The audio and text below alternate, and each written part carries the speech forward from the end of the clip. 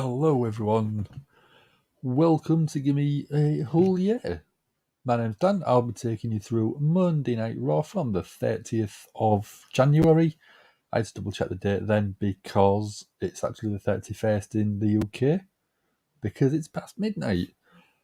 It's the Raw after the Rumble, so we are going to probably have most of the storylines leading up to WrestleMania. Here's someone that I think people would have popped if they saw at the Royal Rumble. This is Big E from the New Day. Give me that whole year. Give it to me. I need it. How's everyone doing then? It's been a good 48 hours since I was last here. Well, I say here, I mean on stream with you guys.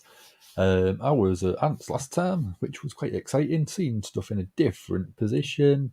I had the curtain behind me, which was nice. For Raw tonight, we're probably going to see Rhea Ripley as she won the women's match, and probably Cody Rhodes winning the men's, and probably find out who they're going against at WrestleMania, but we presume Rhea will be going for the Raw title, and obviously Cody will be going for Roman. Do we think we'll see any Bloodline storyline after Sami Zayn got pretty much kicked out? Or is that going to be saved until SmackDown? We obviously had Asuka return with the Japanese face paint that she had, the clown face paint. I can't remember what the character was called.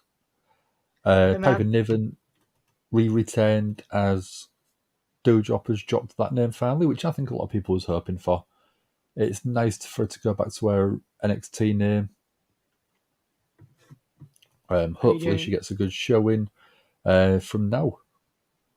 Bobby Lashley and Brock Lesnar's feud probably could have ended.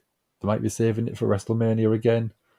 But after Bobby Lashley eliminated Lesnar very quickly in the Rumble, we could get something from there.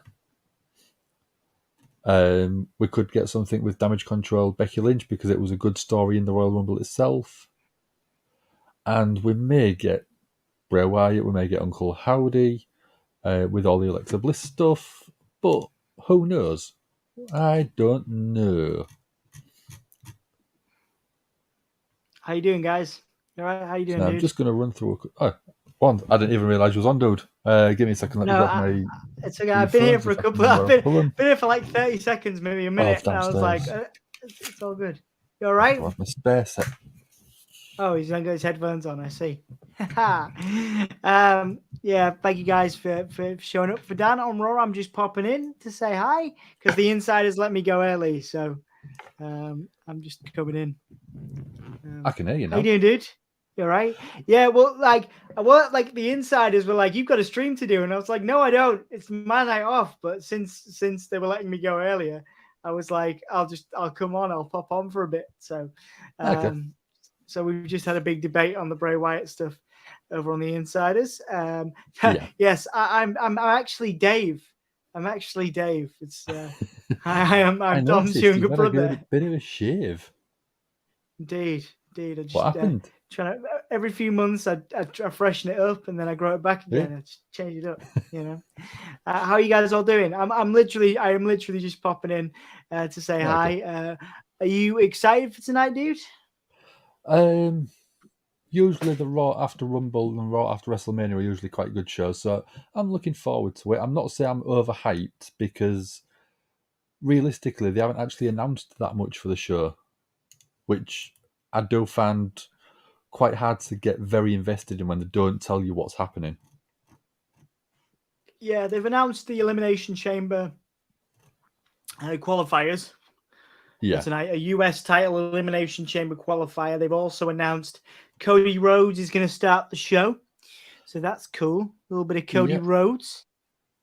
Yeah, could be cool, man. Could be cool. How have you been, Dan? How are you feeling? Because you've had a busy few days, man. relatively okay. I Relatively will okay. admit I am tired, but I mean I'm off tomorrow, so I can catch up on sleep Yeah, then. good. I'm glad you deserve the rest. You deserve the rest. I So need the rest. you do need the rest. You know, I will start Raw with you. I'm just gonna go for a pee because I wasn't planning on coming in. Just go for a pee and then I'll be Yeah, back because sure. I need to set up my BT Sport and stuff. So I'll be back in a sec. Yeah, no problem. See you sec. That was a bit of a surprise because I didn't actually have the stream itself on, where I can see what's happening. I was actually reading the sort of Raw preview from a couple of notes I had, so I didn't actually have him on screen. So I was actually quite surprised that he was there. That was a bit of a shock to me. So I have put a question on for people, so I'll bring it up. I'm after some would you rather scenarios. With that, you can give me two options. One could be great, one could be phenomenal. And I've got to pick between them, but I'm going to try and give answers that I think would be interesting rather than just a boring answer. So Michael's already thrown one in for me, which is, would you rather have Goldberg dethrone Roman or Baron Corbin? And for me, a fun answer on there would be, I would prefer... I would go Baron Corbin on winning that one. Baron Corbin defeating Roman Reigns in an absolutely ridiculous match. I'd probably want Baron Corbin to win 4 or 5 end of days, because that way I think it would be something different. Or could you have him win with the clothesline from hell that has been obviously with JBL? Come out of nowhere, absolutely take Roman's head off. If you have him take Roman's head off and then get the pin, 1, 2, 3, he can claim he is a wrestling god. Now he is the world champion. Yeah, that'd be fun. I think that'd be ridiculous, but it'd be entertaining. Sort of the same way Jinder Mahal went from a jobber to being world champion. That's the sort of level I think that we could go to if you wanted to have a bit of fun with it. We've got moderator extraordinaire Sassy in. Welcome to the live stream of Monday Night Raw after the Royal Rumble. We've got memberships for every budget, which I will get to in a second. We do get custom emojis, special perks, and information is in the description. So while we're waiting on that, before we actually get to Monday Night Raw itself, we have got the Hulkamaniacs. We've got Eve Wright Girls of Wrestling, which we sometimes have Dan reading. We've got Dex Baker. They're the ones that get the custom emojis. We haven't got a hardcore Hulkamaniac yet, and that's quite interesting because that is a great little deal. We've also got our champions, champion Hulkamaniacs. They're where Sassy Extraordinaire Mod is. So if you want anything on there, you'll get the custom emojis, you'll get a live stream with us guys, or whoever is free at the time. We're aiming for about once a month, but we are having some sort of scheduling issues, I'll call it, because it's a nightmare to get all of us in between work.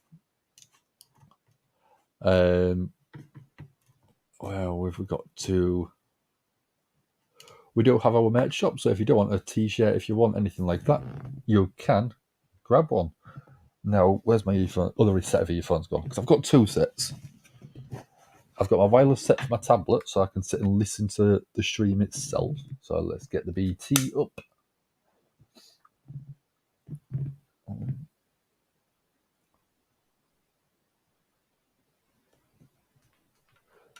So we're getting bits of a recap on the show itself from the Royal Rumble. Our website is up. We do try and sort of update that as much as possible, but it's sometimes hard, like as we say, obviously between work and stuff like that. We do have WrestleSphere, which is Diva Dom, Saucy Sam.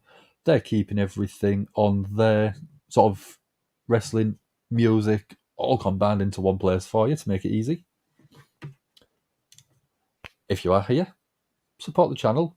We'll give you a whole year And not like, oh, yeah, Sami. No, it's not Sami. Yeah, it is. Sami Guevara says it. I might use that one at the end because it's quite funny just hearing him say, oh, yeah.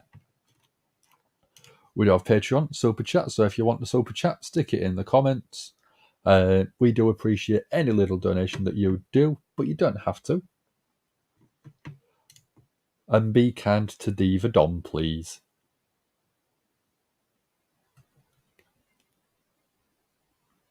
All right, all right, all right, all right. Sassy's saying we have to be kind to you, even though you've been a big diva and a heel lately. Oh, I don't know what you mean. Hakeem does. Well, I mean, Hakeem's all right by me. I don't know what you're talking about. I've not got a bad word to say about Hakeem. No, You know? okay. I don't We're getting... I don't know what you're talking about at all. Cody's coming out, right? Yeah, Cody's coming out. A little bit of that Cody Rhodes. Sassy's saying hi, Dan the Man. Michael's saying hi, everyone. I'm Sassy's favourite client. Because she's got great managerial skills, keeping me going. Mox buddies are in. Sassy's saying, wow, Dom, looking clean, dude. Yeah. Clean shaven Dom. And then, yeah, that's not Dom. It's Dom's younger brother, Dave. I'm actually Dave, yeah. Yeah. Actually, Todd's in. How's Todd doing? Oh, Michael's saying Rick Boogs is rumoured to be there tonight. That's cool. I also had a rumour that Eric Young will be back with Nikki Cross, so that'd be cool. That'd be a good pairing. Well, they were Insanity, weren't they? Together. Yeah. So. Michael's saying, hey, Todd, how's everyone doing? Mike's in. Everyone's saying hello to each other. Yeah, man. So I'll save that one for a second. I did actually put a message out earlier on. I want would you rather scenarios. Would you rather scenarios? Yeah, go on then. So Michael put one in earlier on. Would you rather have Goldberg dethrone Roman or Baron Corbin? Goldberg. And why?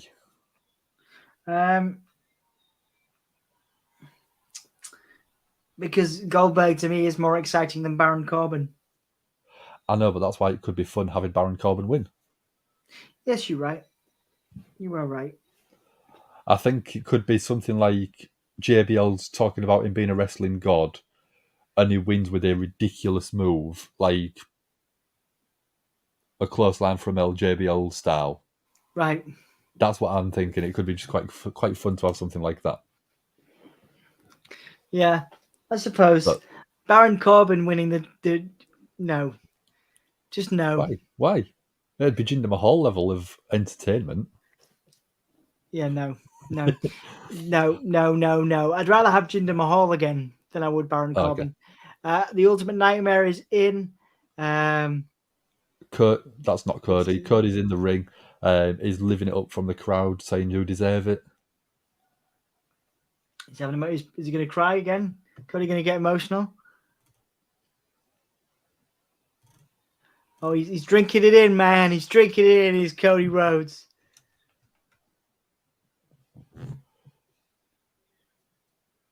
So, what do you guys want to talk about? Says Cody. That was a line from his AEW promo, the last AEW promo. Nice. Yeah.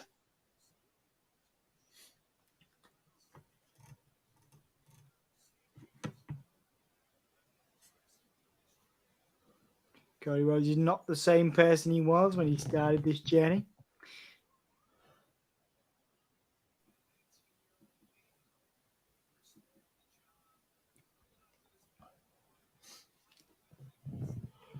Talk about OVW is Cody Rhodes. Nice. Yeah.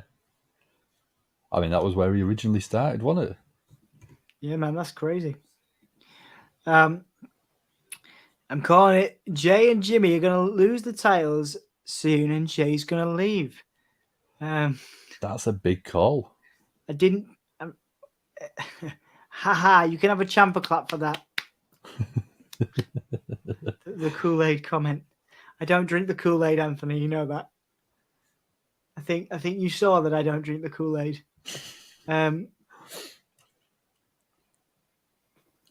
So what's Cody's? I've not got my headphones at the Okay. moment. They're not charged, so I'm having to have it on very low volume. So Cody's talking about being slapped so hard on live TV that your knees buckle from sort of previous stuff that he's had. Talking about dashing Cody Rhodes.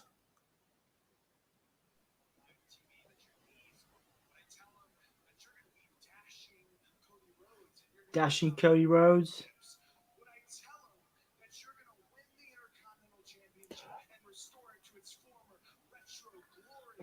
Let's talk about winning the Intercontinental Championship. I think I'm a few seconds ahead of you. Yeah. Talking about Stardust as well.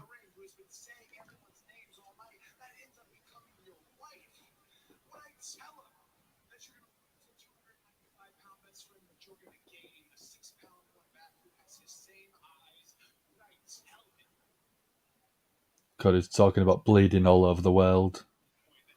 Obviously with New Japan, being in the UK with a few different promotions, sort of touring all over.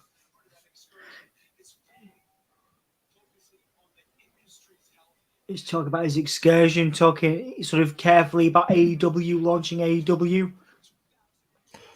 Very, very cleverly worded to sort of not give AEW a name on screen.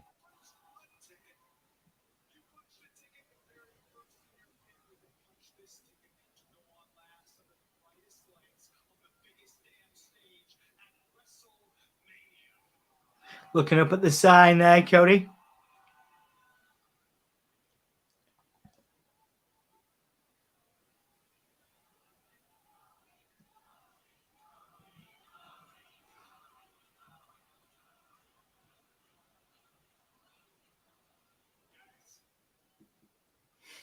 Thanks, dude.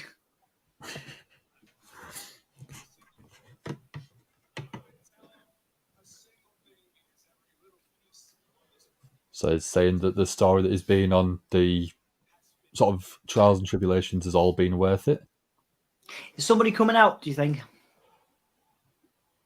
I don't think so. I think they're going to give him this moment.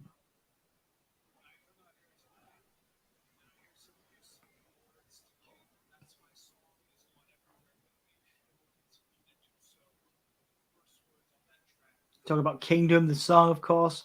Great song, Bad Down State.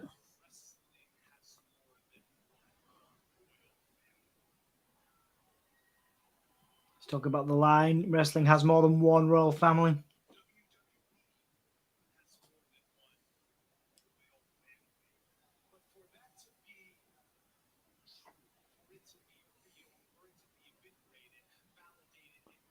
It's talking about standing across from one royal family to another. Obviously, the Bloodline, the Anawahi family. He's talking about Roman, man. Yep.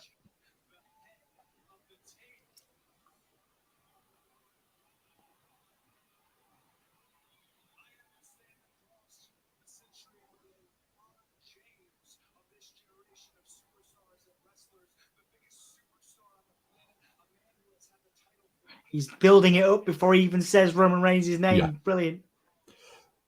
I don't think he is good at this style of promo. You do think he's good? Yeah. Really, really well done.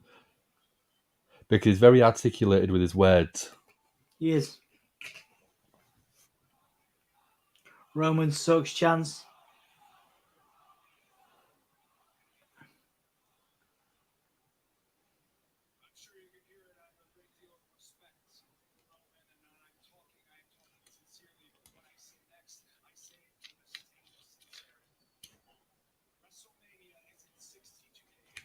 "62 days to Mania, dude." That's awesome.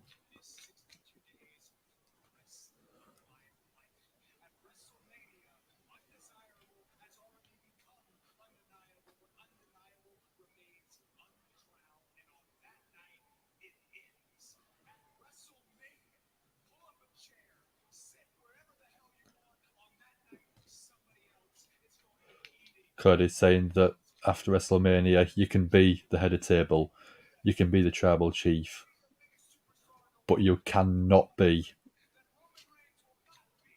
the WWE Undisputed Universal Champion. So he's saying that he is taking the title off Roman at Mania, which is both belts, which is interesting because Sami Zayn, I guess, has a claim. Yeah. Oh. I'm a couple of seconds behind, so I haven't seen what you're oohing at yet.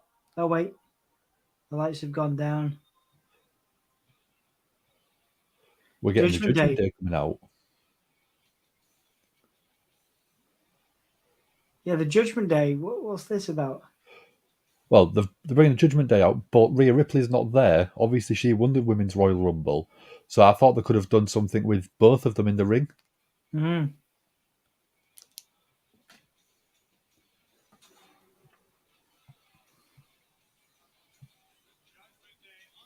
Finn's got a microphone.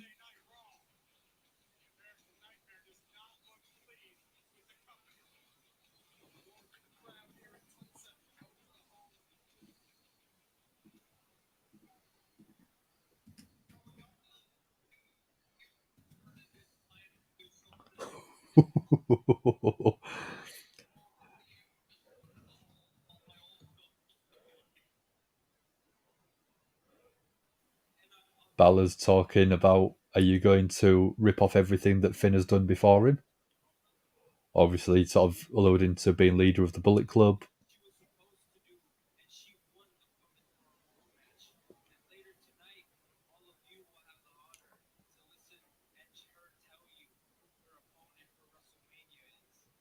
Dom promoting Rhea there. Dom's talking about winning the Women's Rumble match as well. Dom was supposed to win the men's. Oh, Finn's actually sort of teasing why Rhea wasn't in the Rumble, even though his music hit.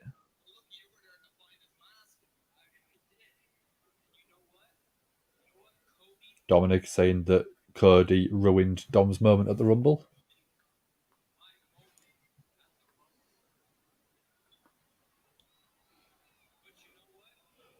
Dom saying that Cody would have got if he'd have done that in prison.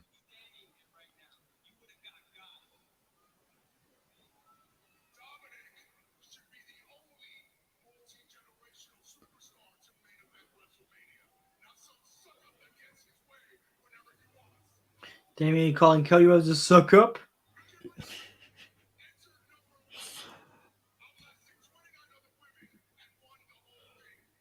So Damien Priest is saying that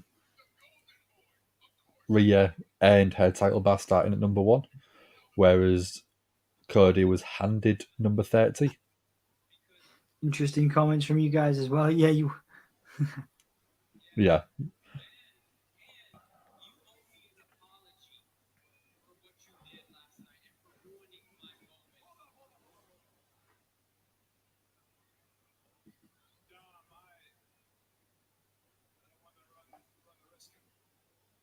So Cody's in the ring and saying to Dom, is Dom trying to scare Cody straight? Yeah.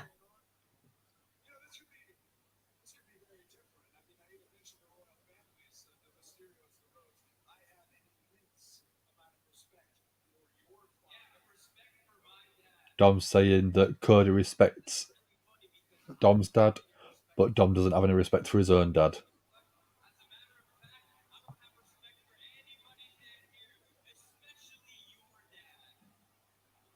Oh, Dom doesn't respect Dusty. No.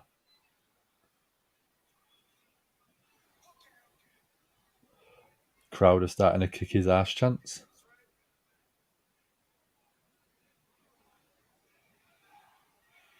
Kick his ace. Kick his bottom. Yeah. Cody's saying 62 days till Mania, he could play it safe, or he could be Cody. Yeah. And kick his ass. Akeem's in. Welcome, Akeem. You two behave. I've got no problem with Akeem. I don't know what you're talking about. I noticed you've got the belt still. Did you win it back or did I win it? I am the one. Why? We had the same predictions. On the matches, you didn't pick Cody to come out at number 30. Right, okay. I did. Right, okay. I wanted number 27 for my sort of own personal story. So did I lose it? Did I lose it on that? There was that one, and I can't remember. I'll see if I can bring it up quickly before you go. Right. Okay. It looks like we're getting just a highlight package of the end of the Royal Rumble with Sami Zayn and Roman tonight. So they'll just recap that. Dolph Ziggler versus Bronson Reed and Gargano versus Corbin. The only issue with matches like that is you can almost predict who's winning. Yeah. Same with Seth Rollins and Chad Gable, you know? Yeah.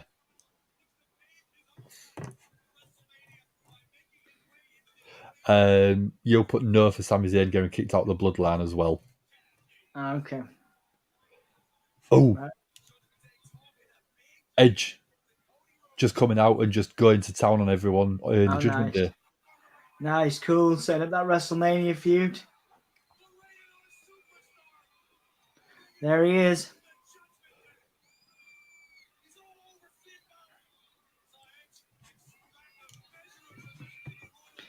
Look. I don't want any trouble, Hakeem. Just, you know. So I'm going to go to a couple of the comments. Now we're going to a commercial break. Yeah. So, would you rather have Bad Bunny as champion or Logan Paul? Bad Bunny, 100%. Nah, I think Logan Paul is very, very good in the ring. I think he's massively impressed me on what he's done in the ring. Right.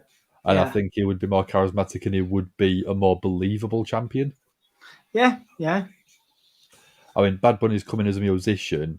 Logan Paul is coming after actually having boxing matches. So he's got a bit of legitimacy behind that. Yeah. And I mean, he's put on some of my favourite matches of last year, going up against Roman Reigns in that great match in Saudi. There you go. Todd's thrown one in for us. Would we rather have Nia Jax beat Charlotte Flair or Lacey Evans? Lacey Evans, 100%. Yeah. 100%. I think at least if Lacey Evans does beat Charlotte, Charlotte will still be able to survive after that. Nia Jax might botch her into sort of a coffin. Yeah. Yeah, no. Like I say, I imagine you might see Nia Jax tonight, dude. Maybe. I was reading online. She's only appeared at the Rumble as a one-off, so she's not under contract or anything. She hasn't signed a new deal. She's got merchandise. Yeah, but like, I mean, even for us one-off deals, sort of normally bring back a bit of merch. Okay. Interesting. I imagine she'll sign. I imagine they'll sign her. I think. Whether they should or they shouldn't, I think they'll resign her. You might still see her tonight, dude. You never know. Yeah, you can. You could do. I mean, I think Triple H might have brought her in to judge reaction. Yeah. And think, is it worth bringing her in? Yeah, no, you're absolutely right, dude. You're absolutely right. They could have done. And also, you got to think too. You know, the Royal Rumble, the Monday Night Raw after the Rumble, they usually have positive. They usually have some surprises. So I imagine we'll get one at least. Yeah. You might also get to see Doudrop as well. I know Doudrop's a Raw superstar apparently. Now, Piper Niven, not Piper Doudrop. Niven. Piper Niven. I was just saying as to reference, of course. I love Piper Niven. Yeah. Huge fan. On that note, I am going to duck out because I am going to bed because I am super tired. In, dude. What? Don't rub it in. I do SmackDowns. Friday's my night. Yes, but you didn't do any of Royal Rumble. I know I didn't because I booked it. Yeah, but you knew. 4.5 hour show. You knew that I wasn't doing it. I booked it weeks ago. And then you also don't have to do 3 hours every week. I was here for the first 30. I was here. I didn't 22. plan on being here. You know? I'm only joking, dude. Go to bed. I've got a cup of tea. I've got a Monster. I've got a couple of snacky bits. I'm fine. That's all right. That's okay. Well, I love you, dude. I'll speak to you soon. Okay. I can just sort of second that comment from Ant that you've got on screen. Yeah, yeah, it was lovely hanging out with you guys. You definitely made it. I was with you all night in the chat. Yeah, I we didn't. noticed. Yeah, yeah. You know. Not everyone was with us all night in the chat. People like Hakeem got unfairly banned, though. You didn't get. I didn't get him banned, him. He could quite easily. He could quite easily. You know. Oh, there's that bloody tune from Hardy Yeah, on again. it's not great, I don't think. I thought it was okay. It was okay. You know, it was all right, but it shouldn't have come at the cost of other matches. It shouldn't No, have cut matches. You know. no. Yeah. Yeah. Anyway, have a lovely evening, dude. I Enjoy will what do. I'll you've got. try. Like we've got some good stuff coming Yeah, up. We've got Austin Theory coming in now. Yeah, he's on MVP's VIP Lounge, which inevitably means Bobby Lashley. yeah, Oh, not Bobby Lashley. Sorry, almost. Um, it should have come at the cost of extending that pay per view. What? It should. What you mean? You mean they should have extended the pay per view yeah, and had everything in? Dude, it would have been 8 hours, wouldn't it? Or, well, not 8 hours. Would have been a lot of hours, yeah, wouldn't it? probably. I mean, it was about sort of 4.5, 5 hours, near enough. Yeah, so it would have been half an hour, an extra half an hour Yeah, if you'd done that. But anyway, right. Well, like I say, I'll see you. I'll see you. If I don't see you before, I'll see you Friday. I'll probably call you during the week anyway. yeah, no problem, dude. Love you, man. Take it easy. Have a good evening. Thanks for joining. See you in bits. Bye, man. So I will get to some of these comments now. So Sassy's got some ginger ale sparkling lemonade. That's nice. I've never been a ginger ale fan. I do like my lemonade, and I've got some blackcurrant juice at the side of me. Yeah, we saw how Jay looked at Roman at the Royal Rumble. It was so good. The story on it's been absolutely magic. I don't need that one anymore, so they can go.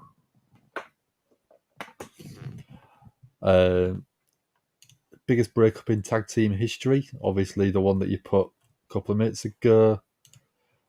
Jay and Jimmy losing the title soon. Odin Son, how you doing? Thanks for joining us.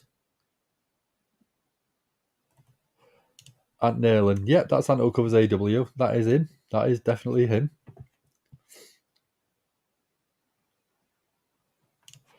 So, yeah, second thoughts because I thought it would show his name besides Gimme Holy nameplate. No, that's the problem. Even though we're presenting on the show, we don't get our own little Gimme Holy logo next to our name. If you do want one, you can do the YouTube subscription. Starting, I think it's £3.99, which is about sort of $4 or $5. You can actually have a little Gimme Holy logo next to your name. So if you have a look at Sassy2208, she's got a little Gimme Holy logo right next to her name. Yeah, Cody entered at number 30. Do we think Cody wrestles tonight? Probably not. Probably not, in all honesty.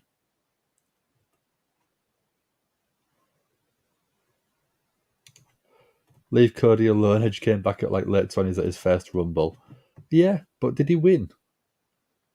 You look at Brock Lesnar last year, he actually came in at number 30, wrestled for like 3-4 minutes, I think it was. Cody beat a guy that was in the ring for over an hour. He should have done better to dethrone Roman. I'm going to get a poll on because I presume Hassan's already put a message in. I haven't got to the bottom of the comments yet. So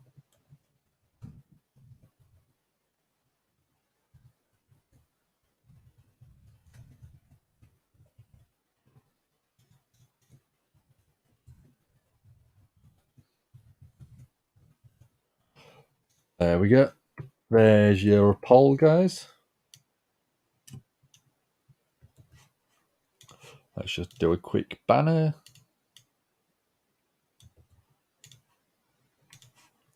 There we go.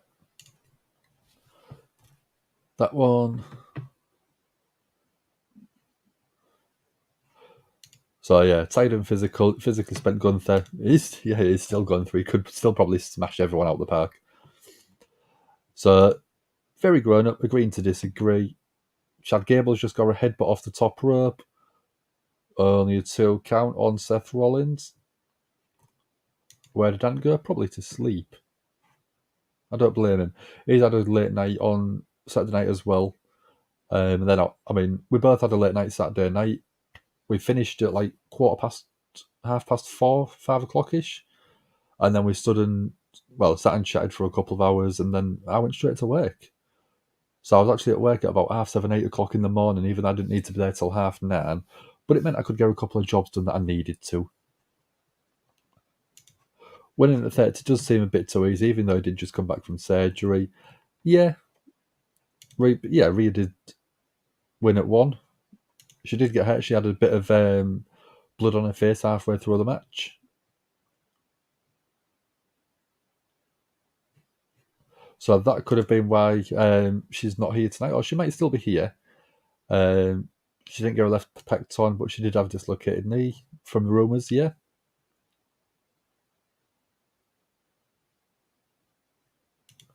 Dom smoking that herb if he should have won. He couldn't win the Rumble. Ardington's got to go. Thank you very much for joining us. I know you've probably well gone by now. You would have got great line. Ray was injured, hence no shirt. How we doing, Mark? Thanks for joining us. Dom, your grey hair's gone. That's a shocker. Yeah.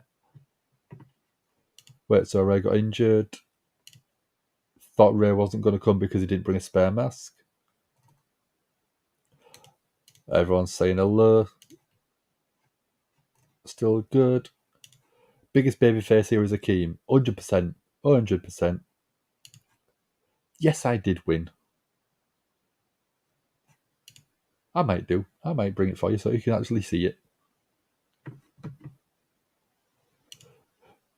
Don't start teasing him. I mean, I know he's gone, but he might stick his head in comments. Oh, won the belt. That's why it's sat there, Sassy. That's why it's sat there. Not Bray's fault, but creative on the match. Yeah, I can kind of agree, but I think it deserved a lot more. Logan Paul, that springboard against Ricochet was amazing. It was so good. Sounded lethal. Oh, yeah, there we go. That was great. Neither, but if you had to pick Nia Jax, I think that Evans would be a better champion. I don't know if she would have a lot better match, but I don't think that I would trust her more as a champion than Nia Jax. Yeah, Dom's going. And we've got Dakota in. Dakota Rosa. I think that's how you pronounce it. And again, I just want to sort of mirror that sentiment from Ant. Raw did have some good parts, some rubbish parts, but the best bit, I mean, even though it was a very long show, being sat with you guys chatting all night was great.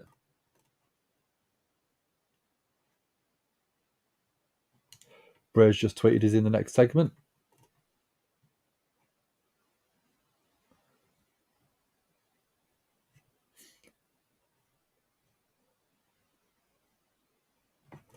So I'm going to... Do we think they cut the Bray match? Probably. What does he put that one? So Michael, really tired and busy this week. So yeah, don't worry, dude. You'll get some sleep if you do need some rest. I thought you'd be in. I saw you've got the vote in there. I'm just trying to get through majority of these. Mark's back again to say they need to announce the inductees, or at least the first one. From what I can remember, they normally announce one at the Rumble or around the start of the Rumble. I'm not a member. I'm a member. I could think of another word instead of member.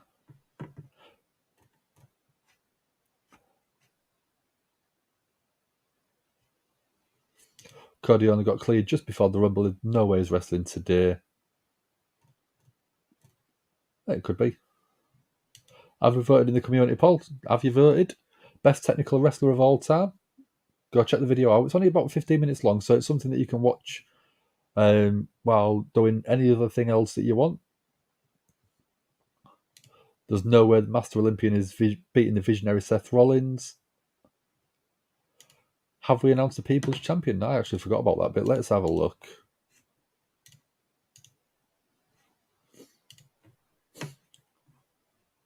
That one.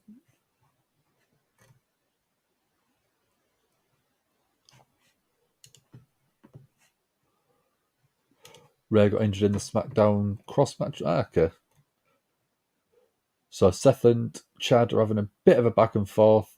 Chad was going for looks like he was going for a backslide. Brilliant strength from Gable. Seth got a shoulder up at 2. And the People's Champ. So, just so you know, Ultimate Nightmare, we do a predictions quiz for the pay-per-view, and whoever gets the most right and isn't one of the presenters gets the Gimme a Hulia Championship that I've got right above my shoulder. And we sort of get you a postcard sent out with just all of us signing it for you.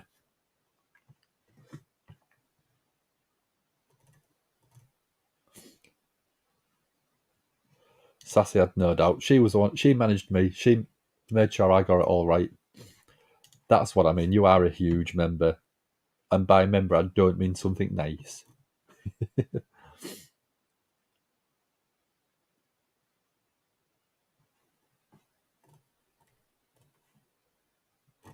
Gable's too good to be a jobber. He is.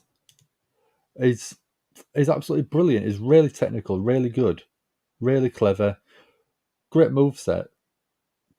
But the size of him is what puts a lot of people off behind the scenes. He had, obviously the Shorty G gimmick, which just wasn't very sort of over with the crowd because it was literally taking the mick out of him. But he could, like this match, brilliant transitions, Seth with a pedigree. But after being in the ankle lock from Gable, Seth hooks both legs, 1, 2, gets the 3 count. But again, that was a brilliantly technical little match. And given a bit more time and a bit more sort of better booking, I reckon he could be a legitimate sort of, not main eventer, but a legitimate threat for a mid-card title. Gable is trash. I don't think he's trash. I think he's just very, very underutilized. Don't know what happened to him. The best thing is telling him to be quiet. Yeah, it is entertaining. But it's a poor heel gimmick. I reckon if you brought him back as a big face, I reckon it could be quite entertaining. So we've got Austin Theory, and we've got Seth Rollins in the United States Championship Elimination Chamber match. That's a mouthful and a half.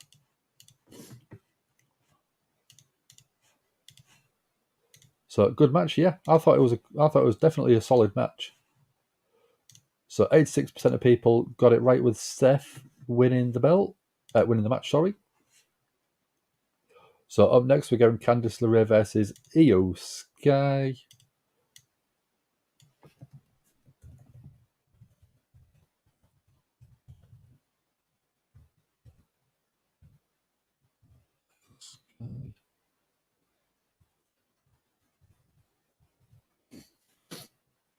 So we're going to Tears of Elimination Chamber.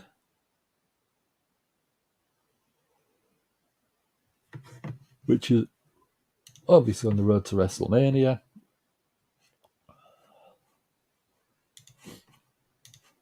So the Shushin Master Olympian along with a 5x5 tree trunk, yeah. It's not the best pairing, but I do think that. I mean, Otis was massively over when he was doing the Mandy Rose stuff. It was so fun. It was such a feel-good story that ended up being sort of tossed by the wayside, in all honesty.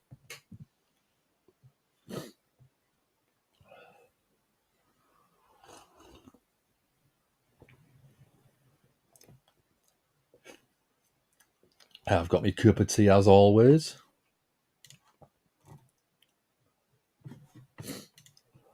So if I came as the best babyface here, then you're declaring yourself to be the best heel.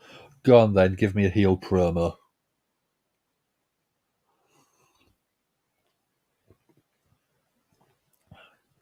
Give me a heel promo. You can go heel on me if you want. See what you think. Yes, you can, Hassan. As soon as I get the next match started, I've got it all ready to go. So as soon as it starts, I'll flick that button for you, so you get the vote. Don't worry, dude. It's all ready. I was just trying to get through quite a lot of them comments that we had first off.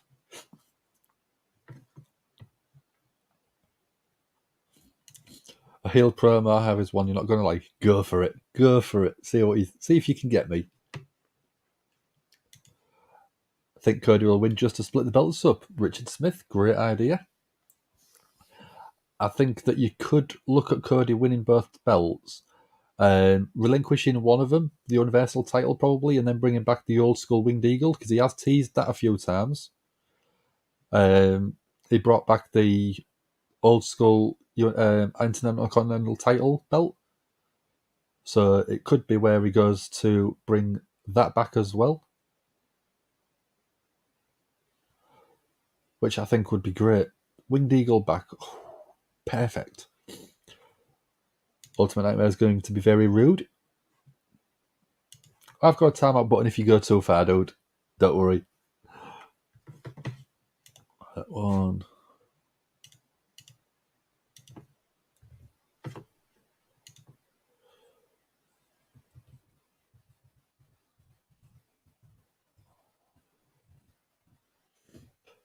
And this, and we've got A-O.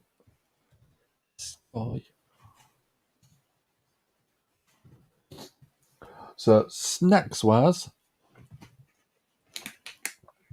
I've got some Milky Bar buttons, white chocolate buttons, and then I've got a couple of the white chocolate eggs, Cadbury's cream eggs, white chocolate ones that I absolutely loved, and Dom said sound awesome. And then I've got my cup of tea as standard. And because I've had a couple of late nights,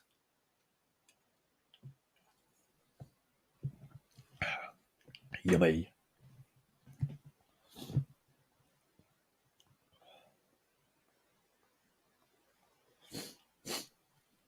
So we're just coming back to Monday Night Raw.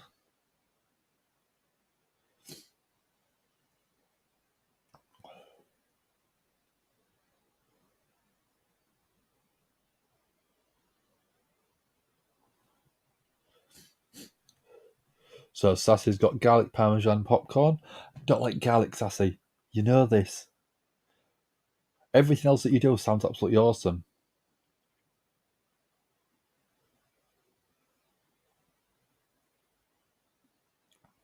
So I'm going to show the comment because it's just shown up, but I don't know if I can see it at my side. Nice, Sassy, yeah. So I'm going to read this one out. So Roman's a travel piece of trash, Jay's a hothead, Cody doesn't work hard enough for title shots, every city Raw is at his dumb, Alexa isn't in control, Bianca equals terrible person.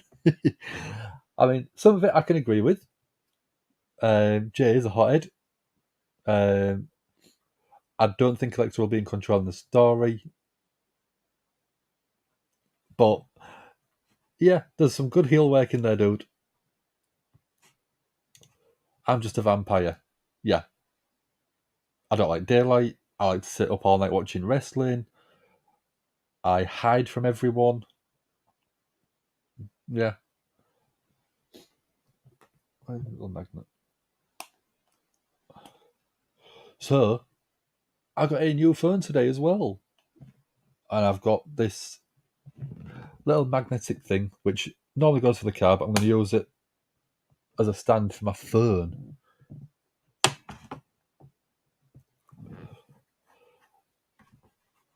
And we got Daniel Wiley in. How are you doing, dude? Thank you very much for joining us. Alexa isn't in control, don't lie. I don't think she is. What have you missed? Cody's come out, cut a promo about the Royal Rumble, and sort of the story behind sort of his career going to this point. Then we've had Seth freaking Rollins going up against Chad Gable in a qualifying match for the United States Elimination Chamber match. Can you get a vote? Go on then. There you go. Banners. There we go. Seth Rollins versus Chad Gable. No, that's not the one. I forgot to save it. There we go. Candice LeRae versus Io Sky. So we've got Becky. No, it's not Becky. It's Bayley and Dakota Kai on the outside with Io Sky. And then for Candice LeRae, we've got Mia Yim Meechin. Alexa gets scared when she sees Uncle Howdy. Yep, I know. Looks absolutely fear-struck.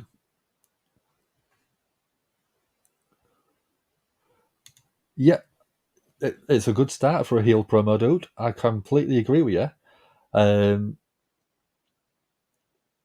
Every city that Ryan has done is great. I think Elias made a great sort of character out of that, going and singing about each city being absolutely trash. Brilliant. Bianca's a terrible person. Yeah. I mean, like, that's obviously going to get heel heat. You'll go into somewhere and say that Bianca's rubbish. People are going to hate you for it. Has anything happened with Jey Uso? No, we've had no tribal bloodline stuff yet. AOS champion written all over her. Definitely, 100%. And it's someone that I could see being dominant if she gets booked a little bit. I wouldn't say a little bit better because she's obviously a champion at the minute, but I don't think it could be a lot better for her.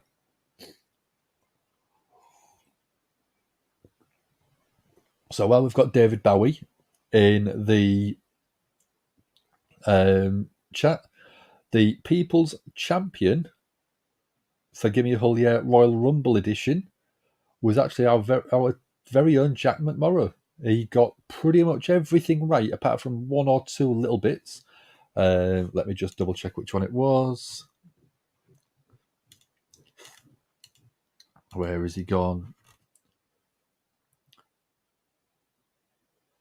So he got the number 13, the men's women's match right. Cody Rhodes. He got the combined times matches in the Rumble, which I think he was the only person to get that one right. Yeah, the only ones he got wrong was Sami getting kicked out of the Bloodline and the two entrants in the Rumble. So Jack did absolutely phenomenal.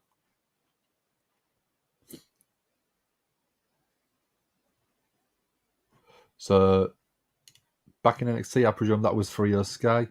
I think, yeah, if she gets a little bit sort of better storyline once she sort of leaves Damage Control, I think she could be brilliant.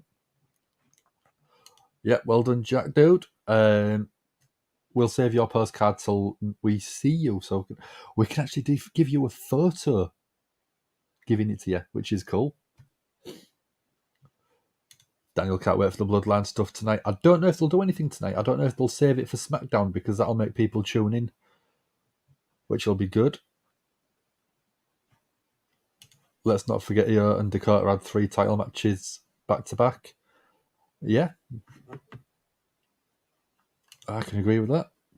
If Brock and Bobby do fight at the next pay-per-view, does it give enough time to set up a good Brock versus Gunter feud?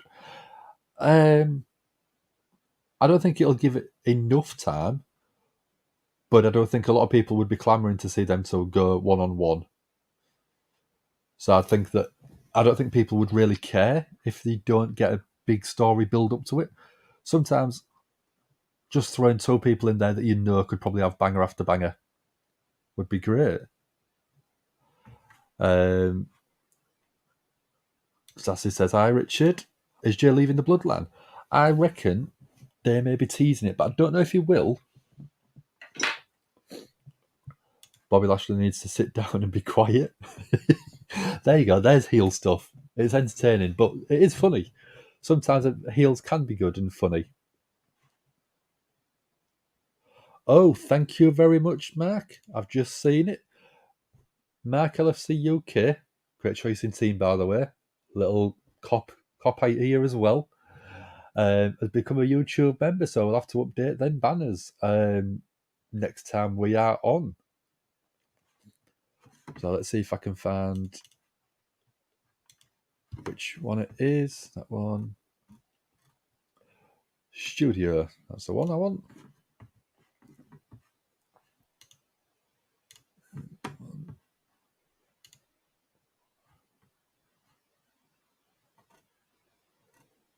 That one. See members. So it's not showing which T you've joined on yet, dude. But as soon as we do, we'll get you put straight onto our banners. So while we're on a commercial break, I'll actually do that now for us. So we have the Hulkamaniacs tier, which is Eva Riot Girls of Wrestling. We do have Dex Baker. Then we have the Hardcore Hulkamaniacs. We don't have anyone in there yet, but that could be where you have jumped in. And then we have got Champion Sassy. She is the only person on there as of right now, but it could be that you are on either of any of them, Mark. So once we do get the stuff on there for it, we will get you straight on one of them banners.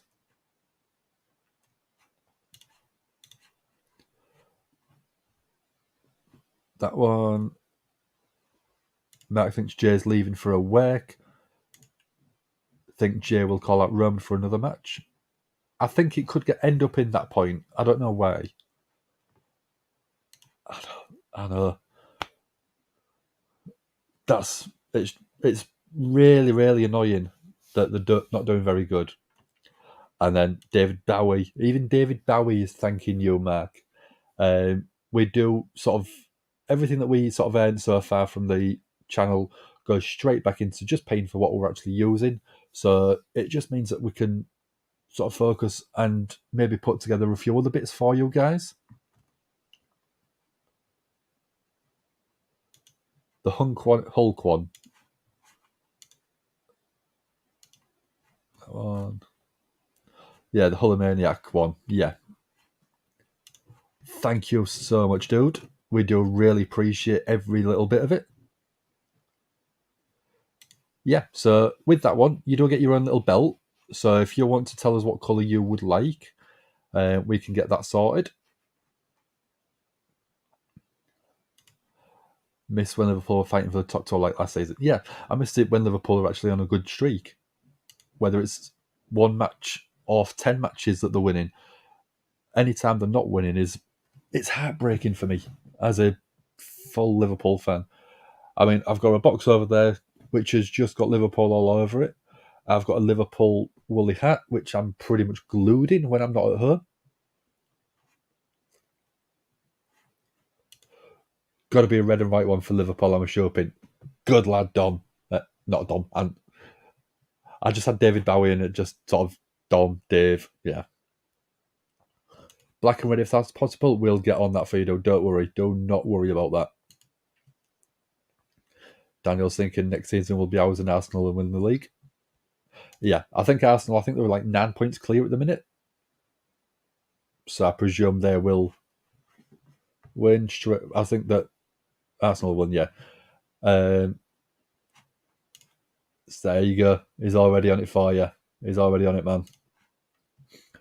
I've realised I haven't actually called any of the action really in this match, so I'm going to get to some of that. The comments have been crazy tonight. It's been great. So we've got Io Sky on the top rope. Candice is joining. So what is it? Looks like she might have been going for a swingy neck breaker or something. So Io Sky throws her off the rope. Genius of the Sky went for a moonsault. Candice got her knees up. Dakota Kai's snuck in the ring to get the referee's attention, as there was a pinfall attempt. Mishin sort of come round to sort of get Dakota Kai out the ring. Code breaker from Candice. Bailey got on the apron. Io Sky with a roll up. 1, 2, 3 count. So a lot of distractions in that match. Not very good for putting over your talent. But numbers don't lie. Numbers always seem to come out on top. Let's update the banners. So 67% of you got it right with Io Sky. That one. Got a signed autograph of all Liverpool's like Gerard. That's awesome. That is brilliant, dude. One of my favourite sort of players that I don't think got enough recognition at Liverpool because he wasn't there for a very long time was Dirk Kuyt. I thought he was a brilliant player and I could sit and watch him all day. He was brilliant to sit and watch. He was great on the wings. He was great in the box. I've got the DVD of Istanbul 2005. That's one where they came back from 3-0 down against AC Milan. Brilliant, brilliant game to watch. Oh, we've got Rhea Ripley backstage. She's got the ability to select her champion. So Mark's going for red and black because it was his first ever football colour boots that he wore when he played at Anfield for a tournament. And you meant to go around Anfield, yeah? That's awesome, dude. Where's my phone gone? I mean, I'll bring it up quickly just so you can see. That one, where is it? That's after that. After that.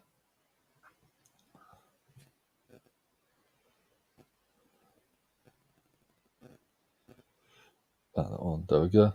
So, I mean, let's see if I can do it. There you go. There's me outside the famous gates. You'll never walk alone. And then me and a couple of friends. One of them actually does come on the channel. We was there for the... where can I do it? There we go. We was there for the last game in the group stages against Napoli. Daniel's saying you played at Anfield. Stadium is beautiful. Yeah, it is. I think it's still one of the best old school stadiums where it's got the flat outsides, because a lot of them now are just sort of going to an oval shape, and I don't like the old school style of Anfield itself. Met John Aldridge, some other Liverpool players, Liverpool legends. Yeah, brilliant. It was class kite. Yeah, brilliant. You've got to score at both ends, haven't you? Played at Anfield but got injured. That's a shame, dude. One of my favourite pieces of clothing that I own is a 2005 shirt from Istanbul with Alonso on the back. It's got the little sort of emblem there, which was saying the UEFA Champions League final, Liverpool versus AC Milan, 2005. Yeah. Man City Stadium is an absolute state. I don't like it. I've never been a big fan of it. I don't want to see it, and you'll know why. But I do like Old Trafford. I do think it has got an atmosphere in there.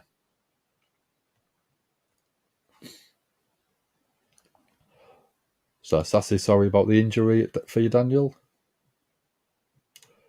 Year I was born, 2005. Don't say that.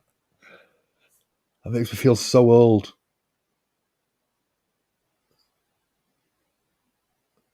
I was 17 back then. I'm 34 now, so it's half my life ago. You're half my age, dude. I'm only joking. We appreciate you whether you're 17 or 77. Come in. West Ham Stadium is so nice.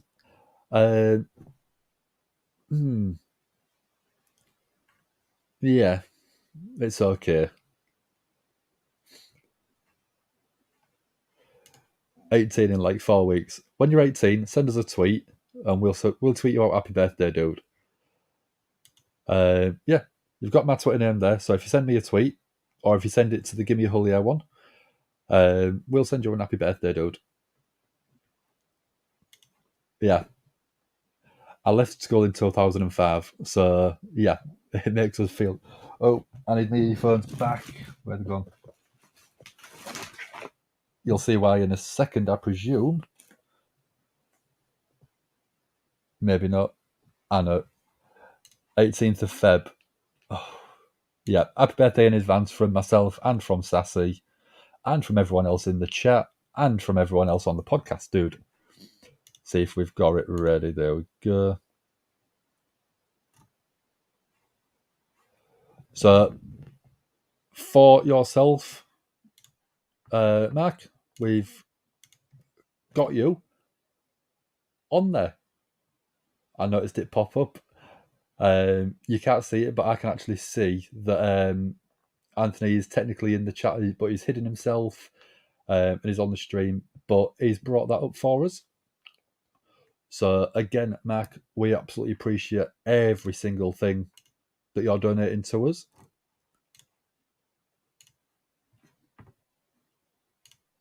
And you should now be able to have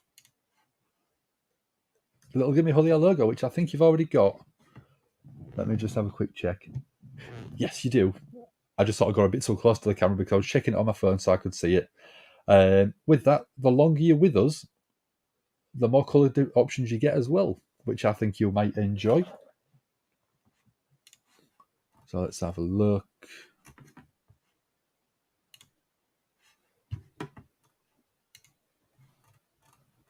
That one.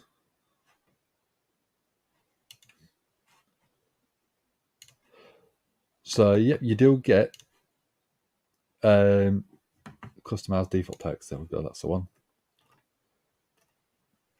After 30 days or after 1 month, you'll get it changed colour. After another couple of months, after 2 months, it goes a different colour. After 6 months, after 12 months, 24, 36, 48. So if you're with us for 4 years, you do get a rainbow badge, which looks quite cool. I know that is 4 years, but that is a long time to stick with us.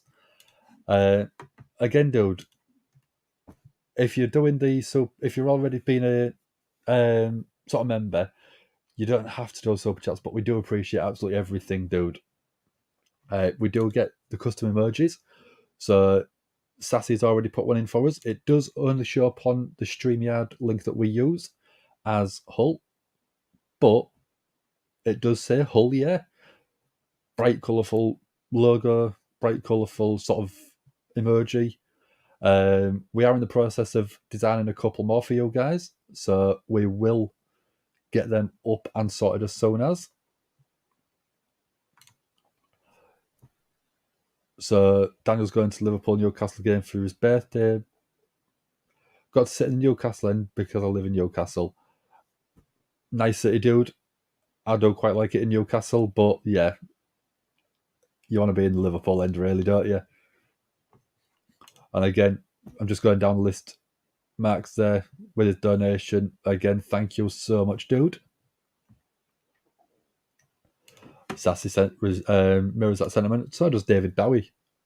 Even David Bowie loves how much of an awesome dude you are. Oh, there we go. We're getting Rhea Ripley come out now.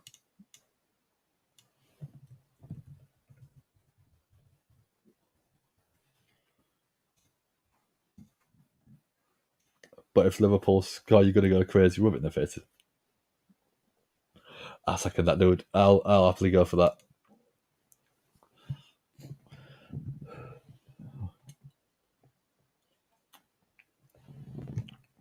So Rhea is still technically going a little bit of a cheer, but she is still playing the heel to the crowd.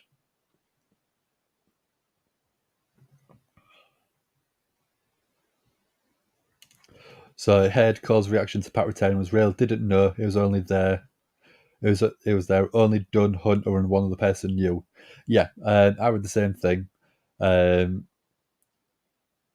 No one knew backstage whatsoever, apart from Triple H, Kevin Dunn,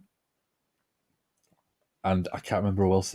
There was someone that did say who it was, but I can't remember. But yeah, the reaction of Pat McAfee retaining, 100% genuine, 100% entertaining.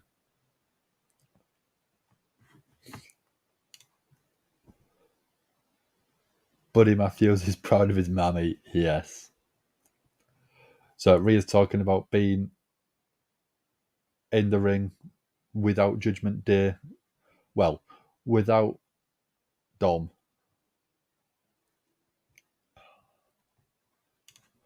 Can't believe Man United are fourth. Yeah, they need to be further down.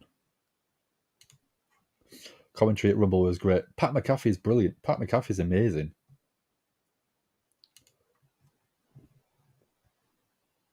Rhea's saying that she outlasted 29 other people to win the Rumble match. And now she's got her ticket to WrestleMania. And she can pick who she wants. Apparently she's going for the IC title. Let's see. The chance to put him in the match but couldn't get ready in time. Yeah, that's a shame. I think it'd have been great.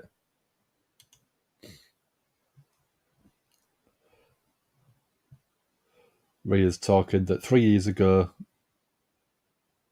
she turned 24. She was NXT champion. She came to Monday Night Raw. And she challenged Charlotte Flair, because obviously that was when Charlotte Flair won the Rumble.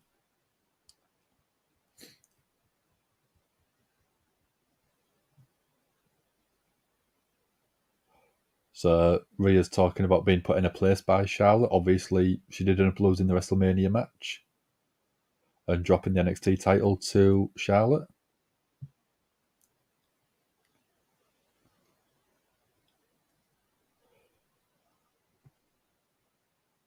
Rhea's talking that Charlotte's always at the top of the game.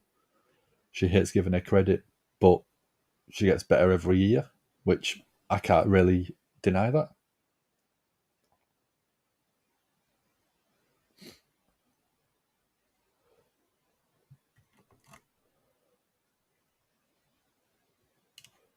Like relegated. I'll take that if that happens to them. I don't care if they get relegated or not, as long as Liverpool just finish above them.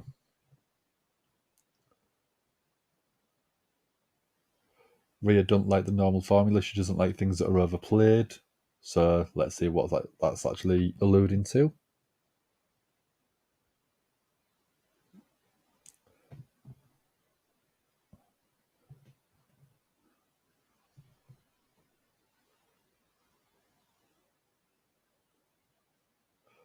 So Rhea's saying that she wants everyone to bow down to the Queen because everyone's going to bow down to Rhea Ripley in the future.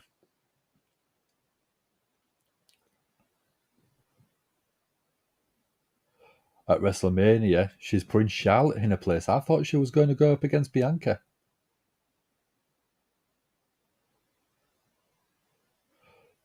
She said, Charlotte Flair, I choose you. Looking straight at the lens of the camera.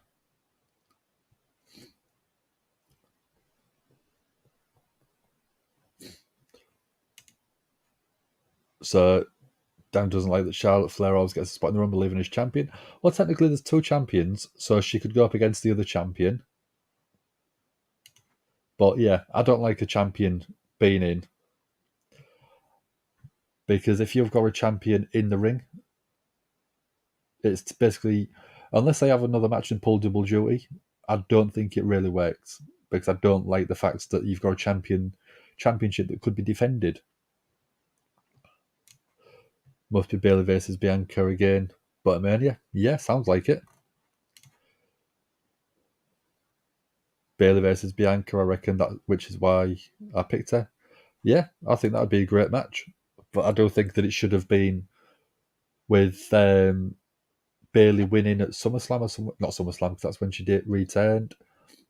But like Extreme Rules, I think that's when Bailey should have won the title. I think by WrestleMania, I think it'll be too long that she's been losing against Bianca. So we've got Seth backstage talking about beating Chad Gable and going to Elimination Chamber to take the title back off Austin Theory. Becky versus Belair for the title. Yeah, I presume so.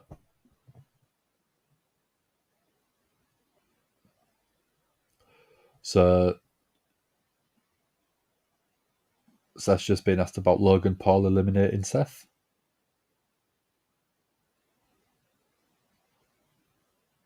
And just walks off.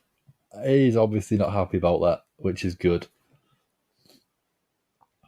So we're going Gargano versus Corbin up next. So I'll get that banner ready in a second. Bianca needs to beat Bailey at Mania, so she's then beat Sasha, Becky, and Bailey, which leads to the main event of next year, Charlotte Bianca. That's a good story. Beating all 4 of the horsewomen. Daniel wants Seth as US champ, so does Sassy. Yeah, I think it'd be great. Let's get a banner ready.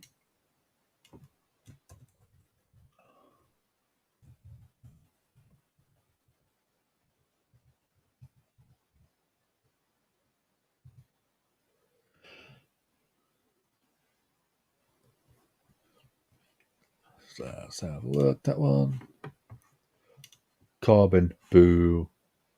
There's nothing wrong with Corbin.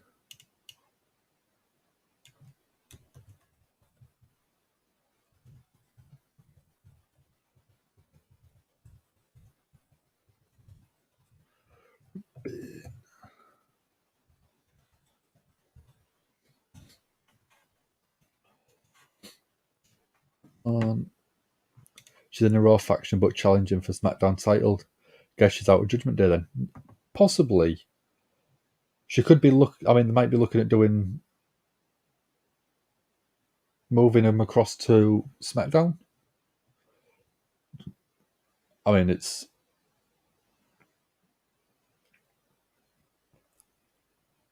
could the split up Judgment Day before then?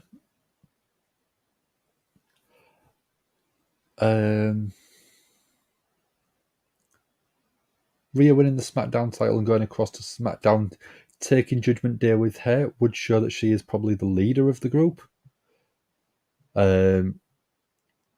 Long-term storytelling, exactly why your pick was Bailey. Yeah, I mean, I can't fault you, dude. You know I can't fault you with that story. It was a great way to get everything in there. Daniel Welly hates Corbin. Corbin has X-Pac heat. Yeah, I can completely agree with that. Is someone that I just don't enjoy watching. I just wish she'd disappear for a little bit. Come back as a lone wolf. Then I'd probably start watching you again. Daniel's wishing The Rock came back at the Rumble. There's still time, though. There's still time. He could be back for Mania. He might show up tonight. We don't know. Bailey needs to beat Bianca because in her faction she looks weak. Yeah, she does. She's been losing to Bianca for a while. When Io Sky and Dakota Kai have had the tag titles. Can you get a vote, please? Yep, I've got it ready for you, dude. Don't worry.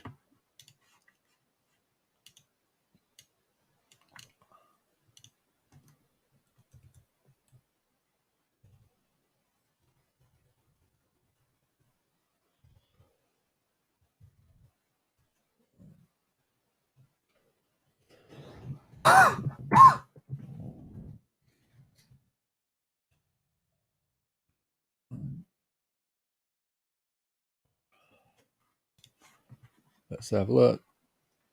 Hunter, please remember people paid for Hall of Fame tickets, and with the Hall of Fame, the end of match, why not announce one tonight? I reckon they will do. I do think that we'll get an announcement tonight. It's usually around the Rumble time. Maybe at the Rumble or maybe the night after that we start getting the announcements. Yeah, it's what we've got after SmackDown when we're there. So the four of us, myself, Dom, who was in earlier on, Ant, who was in the chat as David Bowie, and Sam, who covers the SmackDown stuff and sometimes the Ring of Honor stuff with Dom. We are going to be at WrestleMania. We're going to be at the SmackDown before it and the Hall of Fame. We're also going to be at the Monday Night Raw, which is always one of the hypest crowds. So, yeah, we want some announcements ourselves because we're going to be in the arena watching it, so it's going to be entertaining, I hope. Rock needs to be inducted into the Hall of Fame. Yeah, I think that give it a couple of years, I reckon he will be. Says Daniel. Let's get these snacky snacks open, ready.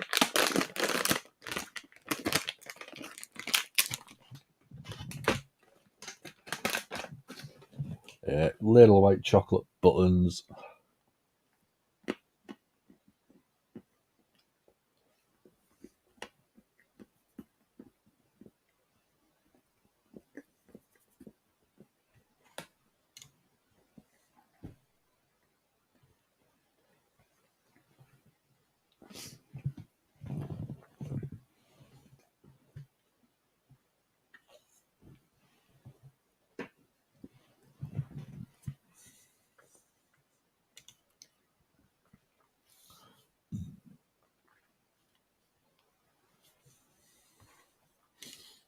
So we won't be live for that SmackDown, I'm afraid not. We're having the sort of 4-night WrestleMania sort of show as a break from live streams itself. We are looking at options that we can do in between. So maybe like reviews in our hotel rooms, stuff like that. We've got a couple of other things maybe in the pipelines, which I am going to sort of keep quiet on for now until we've sort of discussed it a bit further. In terms of WWE Access, stuff like that. But yeah, we'll go from there. So we've got Baron Corbin coming out now with JBL as his little lackey. Sassy wondering if Dylan's ducks. Nope, he's already in. Yeah, you're already in. First time Cody and Roman on TV ever was when their fathers got inducted in 2007, 16 years later. They're going to main event WrestleMania 30. Now that's cool. That is a cool fact. Going to miss you guys. We're going to miss you too, though. Don't worry. We're going to miss everyone that's in the chat. We're going to miss Sassy. We're going to miss Mark. We're going to miss Michael. We're going to miss our son asking for votes.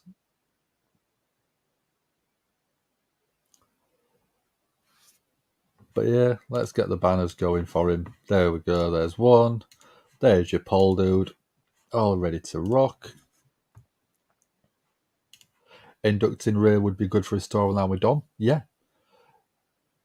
In my mind, you'll have Dominic versus Rhea in a career versus mask match. But if you're inducting Rhea into the Hall of Fame, that is obviously he will lose, I think. So I'd save Rhea till next year.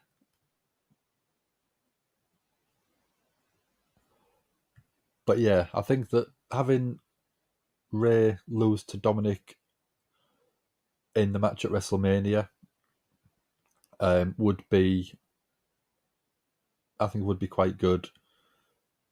Have Rhea give his mask to Dominic, so either way he's walking out of the arena without the mask. But I completely wrote the storyline before Dominic turned heel at Clash of the Castle in September. So I've got Gargano coming out, and we've got Dexter Lumis with him. Daniel's open Judgment Day breakup. So I'm sick of them.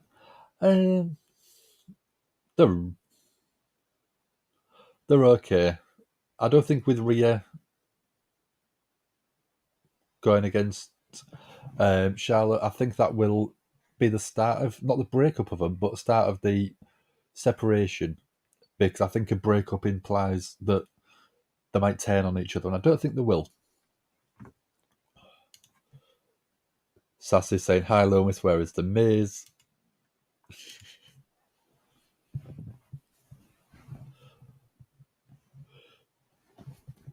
Where's me set of earphones? No, there it is. I'm going to swap earphone sounds just because well, it's not swap earphone sounds, but that's better.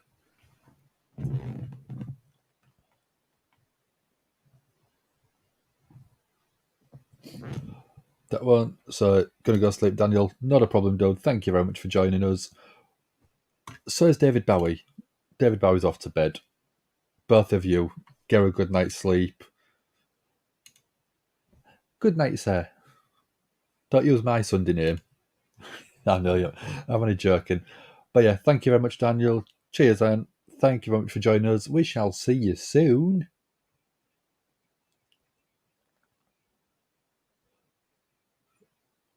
So Corbin's picking up Gargano. Sassy saying, "See you Wednesday." Oh, we are getting Cody in a match tonight. Cody versus Finn Balor, which I think will be awesome. 2 ex-Bullet Club leaders go one-on-one. So the crowd chanting Johnny Wrestling. Corbin picks Gargano up, but Gargano gets out of it. Big elbow from Johnny Gargano, Johnny Wrestling. Johnny with a rolling kick.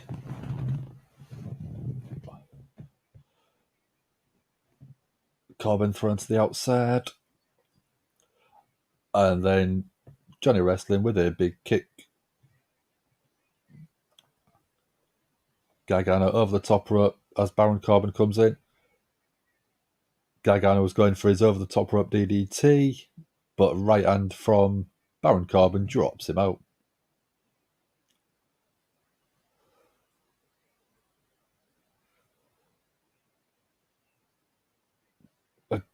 Kind of a choke slam onto the barricade from Corbin. Johnny Wrestling on the outside. Oh, that one. Mark could have Rhea versus Dom. If Rhea wins, Dom must leave the Judgment Day. If Rhea loses, he can't be inducted into the Hall of Fame. That's not a bad idea, dude. I quite like that. But I'd want to turn Dom face after the match. So I would have it Mask versus Korea. So if Dom wins, Rhea has to retire. If Rhea wins, he keeps his mask and he keeps his career going a bit longer. So WrestleMania match happens. They go one-on-one. Rhea loses to Dom. But then after the match, you have Dominic pick Rhea up, hug him. And you can see Dom sort of not maybe crying, maybe in tears, maybe sort of welling up. And then you have both of them sort of raise each other's hands, walk to the top of the ramp. So they both get to the top of the ramp. They both stood side by side. And you have Rhea take off the mask and hand it to Dom. And then Dom sort of just holds the mask. And then they walk backstage. So that way you technically get another masking of Rhea, but no one sees his face. That'll also turn Dom face, hugging his dad, reconciling after what's happened. And then you could even have Dominic drop the Dominic name and go to Rey Mysterio Jr., because obviously Rey Mysterio took his name from his uncle. So it could be like a Rey Mysterio Jr. Yeah. Who would you induct into the Hall of Fame, Mark? And yourself, Sassy, who would you induct? I'd quite like to see. I know they didn't do a great deal, but you can't argue with the popularity of them. It's too cool. Scotty Tawati, Grandmaster Sexay, and Rikishi. I think that would be brilliant. I think that would be a great pick. Crowd would absolutely love it. So this year, Batista, yeah, good shout. Demolition, even better shout. Miss Elizabeth, fantastic. Paul Heyman. I think I'd wait a couple of years for Heyman just because I think that he's still got a good few years left. Earl Hebner, yeah, referee. That'd be an interesting one. Obviously, I think you'd have Batista headline. You could have Demolition sort of technically co-headline, really. So back on Monday Night Raw, Corbin's got a sort of like an arm triangle. Gargano's fighting back out of it. Oh, back elbow to Gargano. And the elbows from behind to the side of the head and neck. Double legs hooked 1, 2 count. Gargano's rolling to the apron.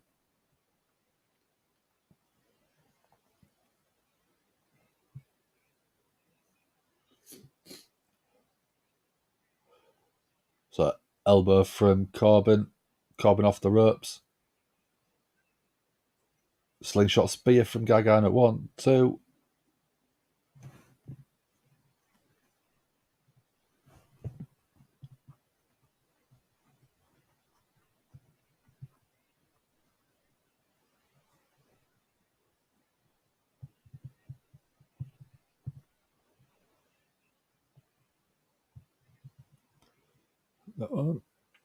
Is the Anawahi Inoki inducted?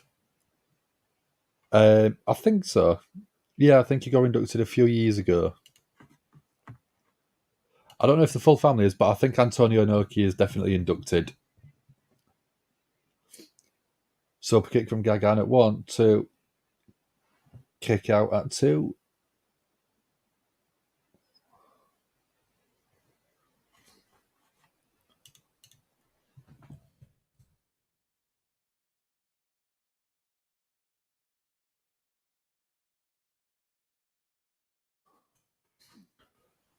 Let's have a look, see who's in there.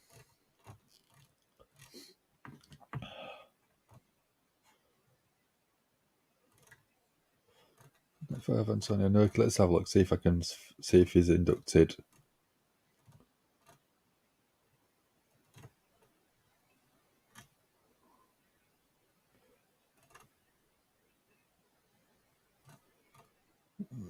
Showing yeah.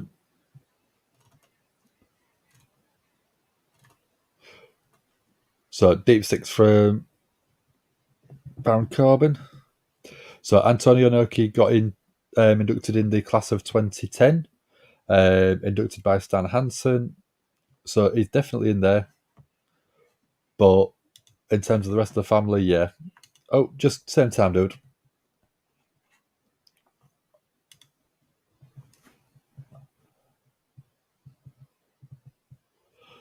Corbin's took his shirt off. Sorry, I am getting tired. I was up all night on Saturday night, as you know. Gargano with an elbow. Corbin tries chasing him down, but ring post takes a big chunk of Baron Corbin's shoulder. Gargano, top SOC to the outside.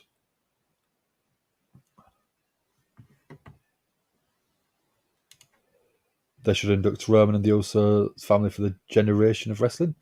They could do. That'd be quite cool. Dexter Lumis has got an axe. I just stuck it straight in JBL's hat.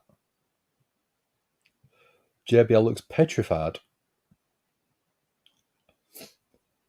Gargano with a kick.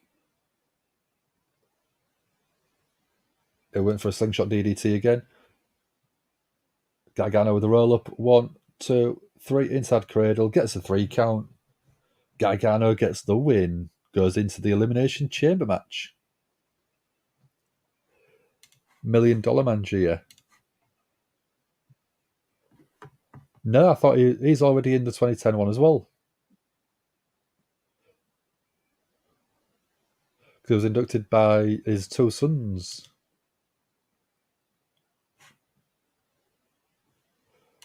Due to fraud indictments, I think no for DiBiase. Yeah, $1 Million Man's already inducted. Oh, yeah.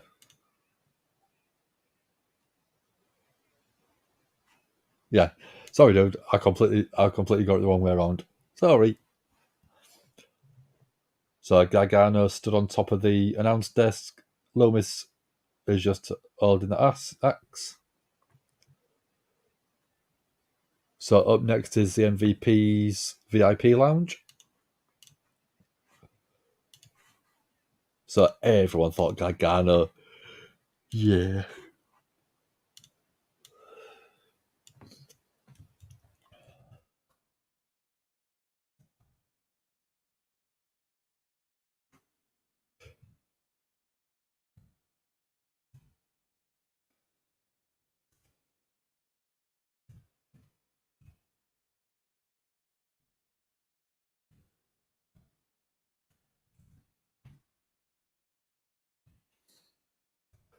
So we're going Charlotte on SmackDown, going up against Sonya Deville for the SmackDown Women's Championship. Need a drink? Yeah, go for it, Sassy. Go grab one.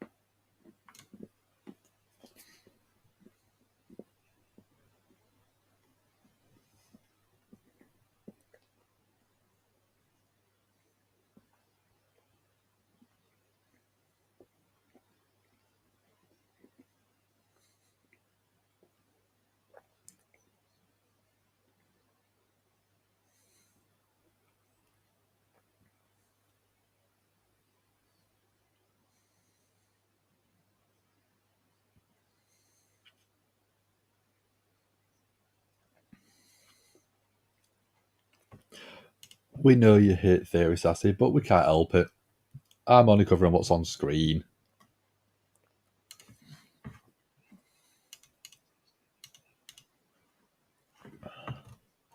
Who else could we have inducted?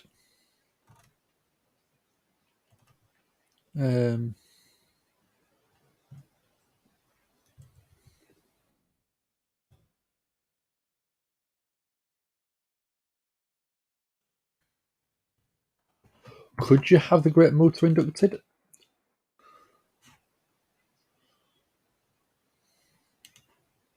Wonder if Triple H tries to induct AEW stars to cause issues for Tony Khan. Could do. I mean, Jericho. You look at Jericho, what he's done for WWE is one of the biggest stars they've had. But now he's in AEW. Will we see it? I don't think so.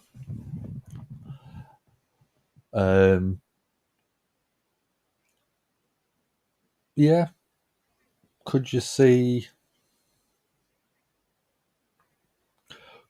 China being inducted? I think Triple H is someone that could be smart enough to induct China on her own. Think he needs permission from them first. Yeah.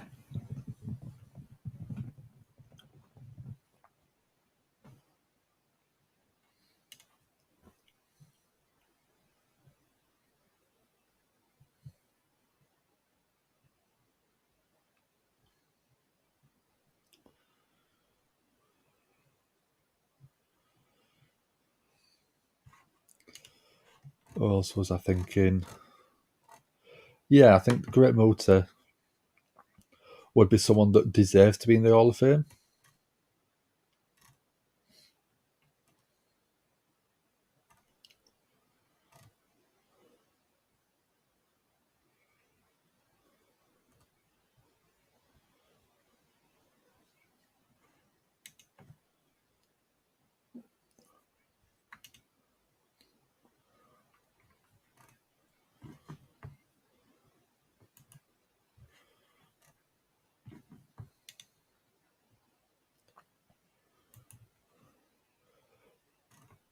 Let's have a look. See if there's anyone else that I can see.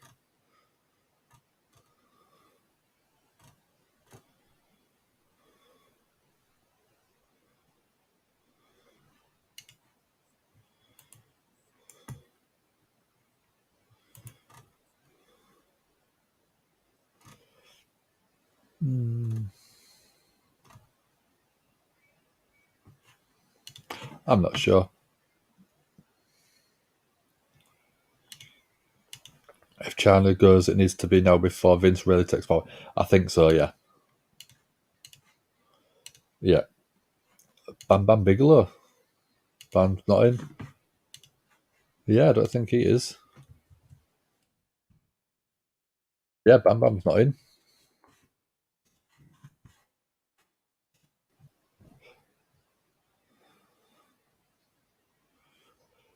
So MVP's in.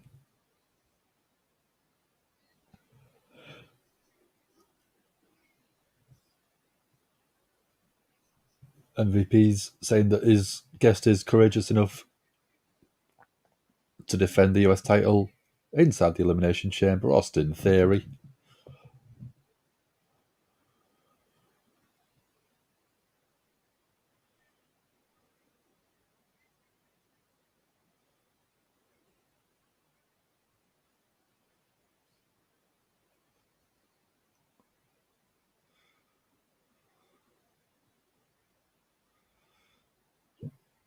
So Theory's coming down to the ring now.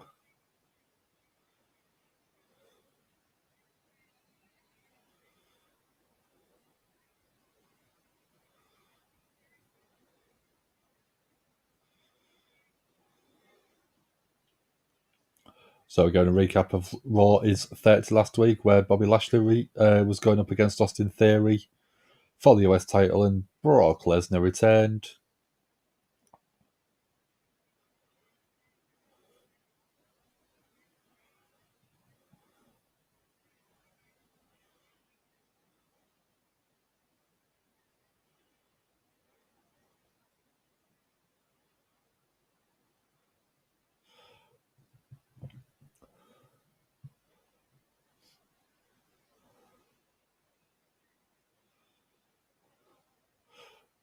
Theory is wearing ridiculous shades.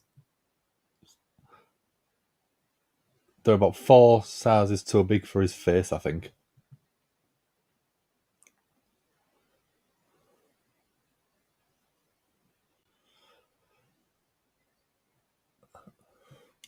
Maybe if he can't get cleared, maybe Randy Orton.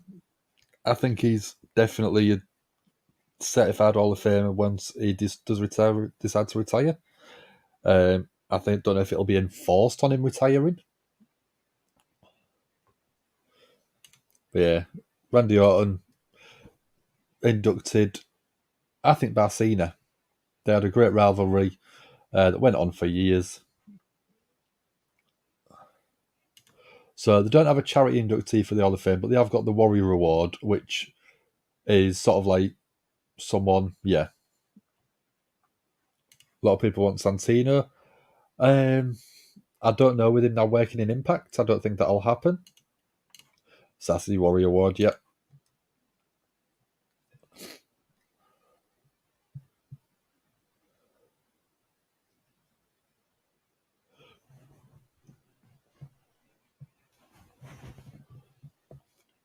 So MVP saying that trends coming in and out of fashion, but classic is forever. Austin Theory thought it was a classic, but MVP shut him down and said, "You're not old enough."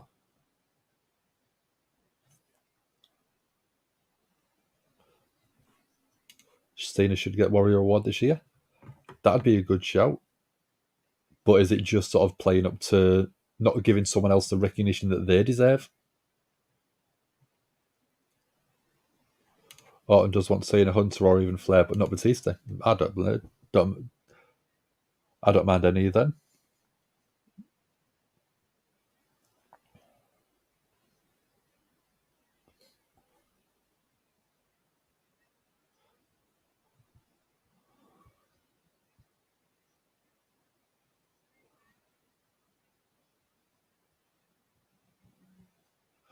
So Austin Theory is calling out Bobby Lashley. No, Austin Theory is saying that Bobby Lashley is a champ, but they're getting into it.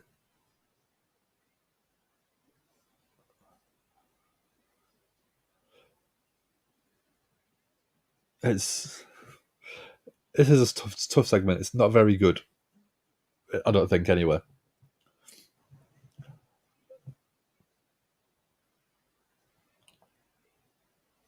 Theory has been talking about being F5'd off the top of the Elimination Chamber by Brock Lesnar. He's still standing.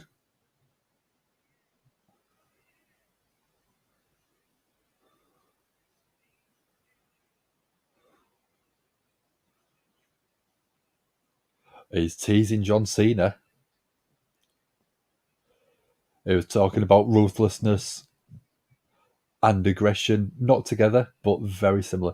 Is the ruthlessness that this generation needs, and he's got the aggression that it deserves. Yeah, it's very good, very clever. Yeah, it's where John Cena's Make-A-Wish work is second to none. It's unparalleled. He's by far the highest granter of wishes.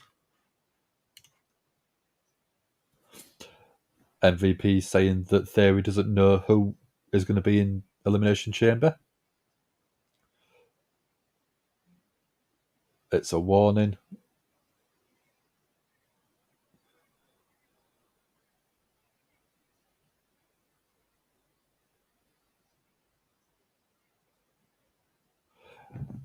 MVP saying that Bobby Lashley is more dangerous to The Undertaker.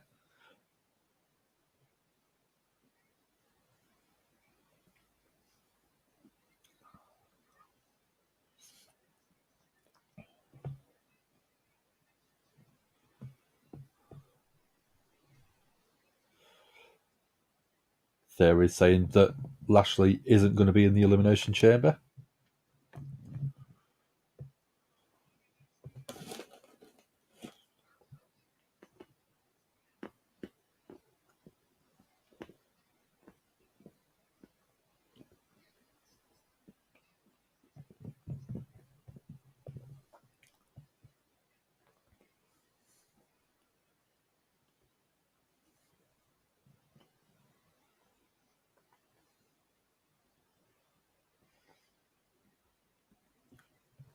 MVP's talking about Theory should be worried about his Austin Theory's health.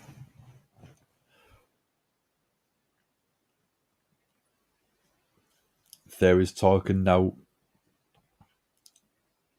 that MVP should be worried about his health because Bobby Lashley is going to get destroyed by Brock Lesnar.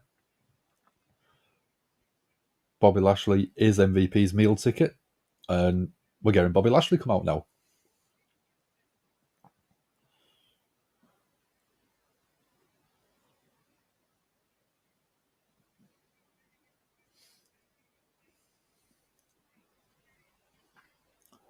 Lashley going into the ring. MVP's trying to stop Lashley tearing Theory and Ewan.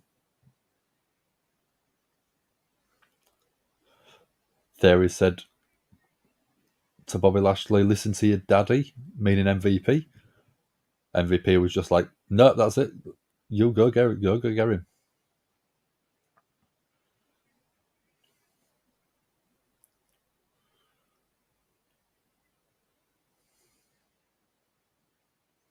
Crowd massively behind Bobby. Bobby Lashley chance.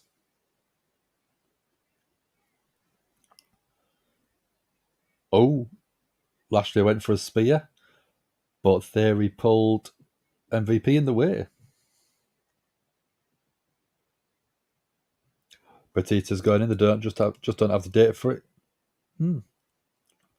I don't know if they'll be able to get the time off, obviously, with his filming schedules and stuff like that. But I hope so. I think he's massively deserving it.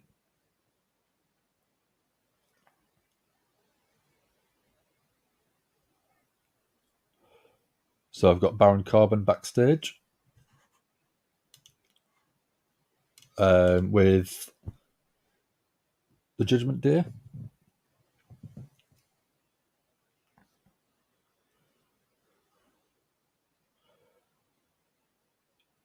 So Balor's saying that he thought Edge would have had enough after earlier on.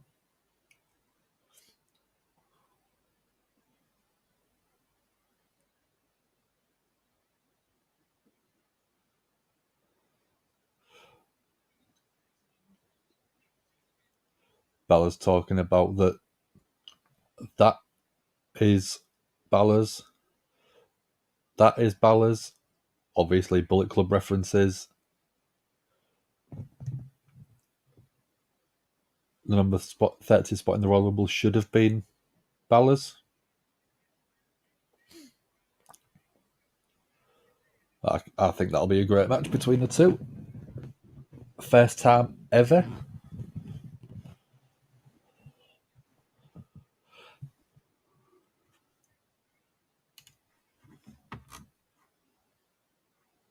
Big shout for Hall of Fame for Umaga. Have Regal do it? Yeah.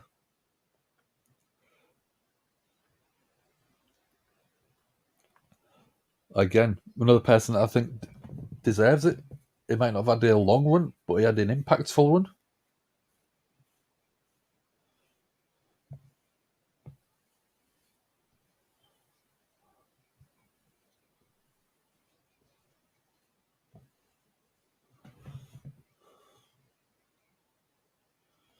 So we're getting a promotion for the new M. Night Shyamalan movie with Batista.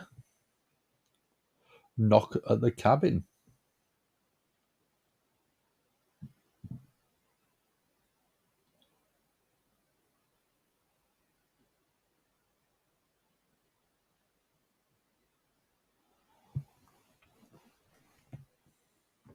Sid Vicious, Michelle McCool, both again great shouts.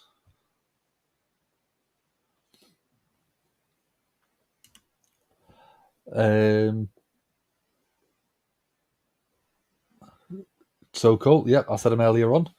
I think that'd be a great shout. That'd be entertaining.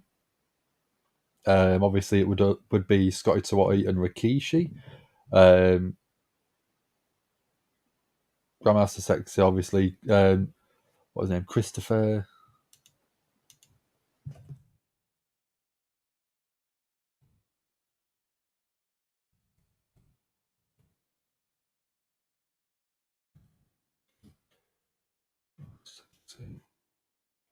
Brian Christopher, yeah. Jerry the King Lawler, it's his son. Did end up dying a few years ago. When was it? A couple of years ago. Yeah, 2018 he died. So it's a big shame because I thought he could have come back a few times. Midnight Express. Yeah, again, another shout. So I'm going to go back to the top of the comments just because I want to see if you want to do any more for us. There we go. So, would you rather scenarios? So it could be, would you rather take a chop from Walter, a tombstone from The Undertaker, or a stunner from Austin? Stuff like that. I think it'd be quite fun. Give us something to sort of do as well.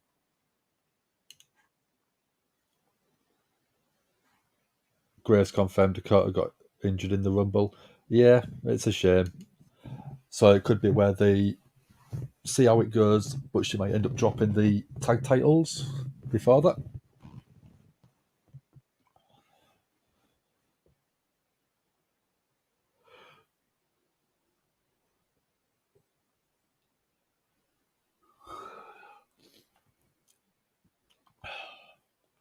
I'm starting to feel the tiredness at the minute. We're almost in the final hour. So I'll power through for you guys.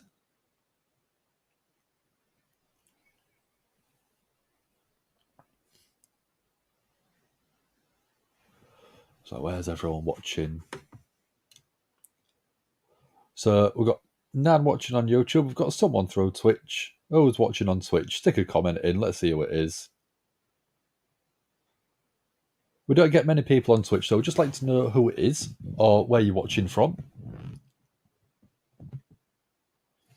And the video itself has got 4 likes on Facebook, so thank you very much for them. If you haven't liked the video on the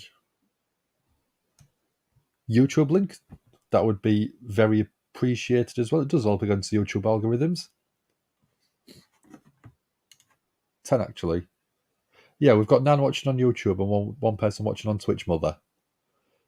So, Mark, you might not know, but that's my mother. Sassy knows it's my mum.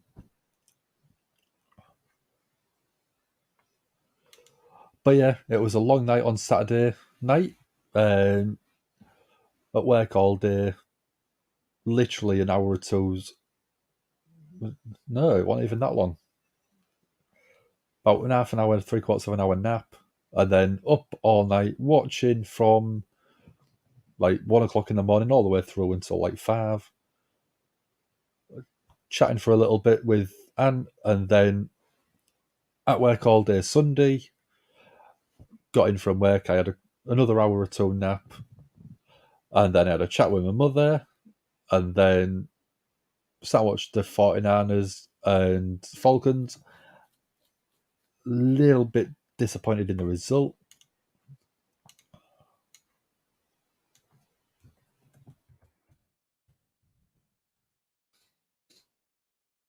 So I've got the Miz in the ring.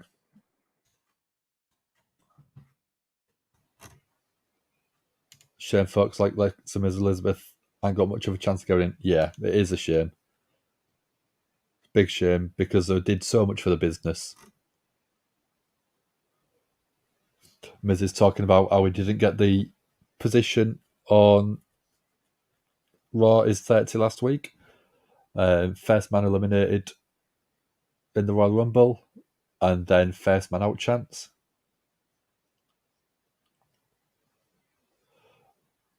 So Miz is going to treat the audience like children.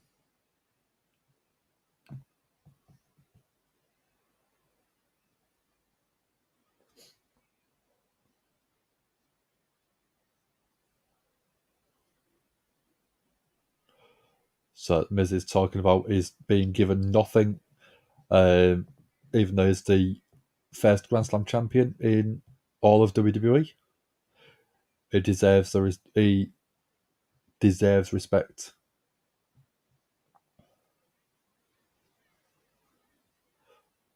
So Adam Pearce is coming out. Cam is being looked to take and retire. Do you want the same with Austin Theory? So someone else has been knocking Adam Pearce's down. Oh, who's this?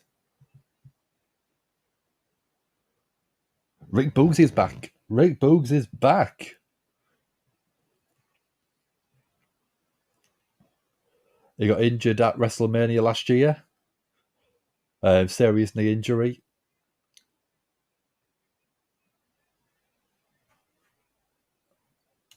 He missed my fingers up. Sassy, behave yourself. Yeah, as long as you're a good mother, that's all right.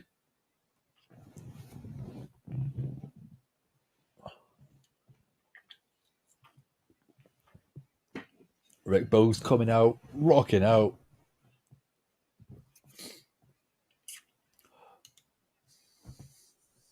I know. I was sad too.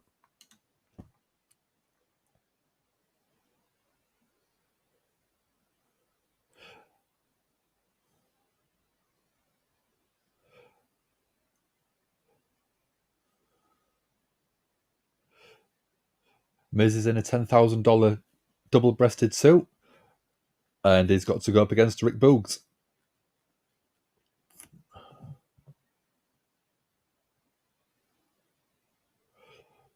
So Adam Pearce is saying that the referee's coming out. It's up next. Don't worry, Hassan. If you're still in, I'm going to get you a poll going.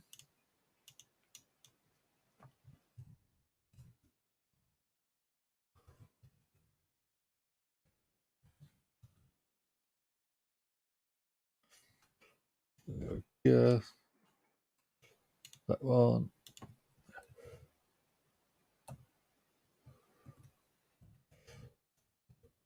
Is Miss Boogs. Yep.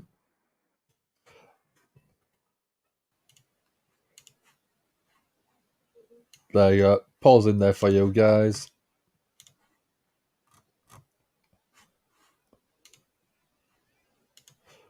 Miz versus Rick Boogs. So Miz is still wrestling in a $10,000 suit. Boogs with a big show of strength.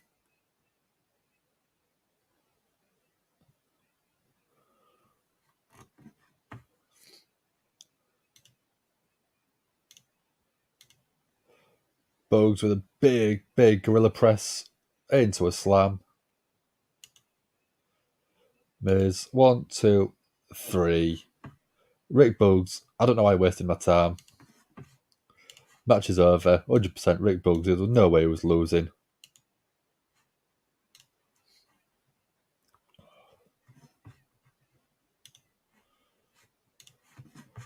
And it's wearing him. Yeah.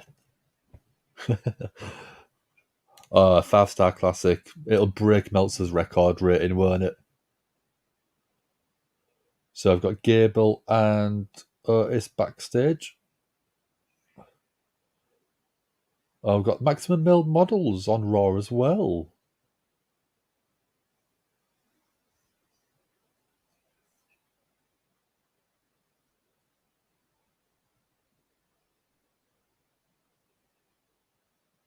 Don't know why they was on Monday Night Raw. That's a first.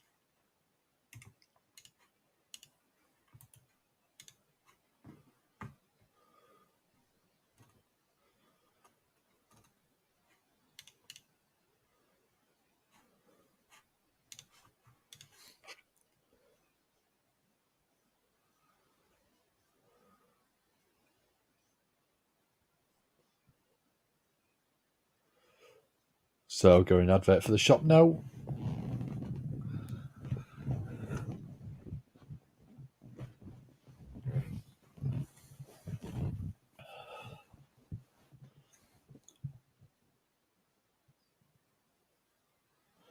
So what we're going next? We're almost in the final hour.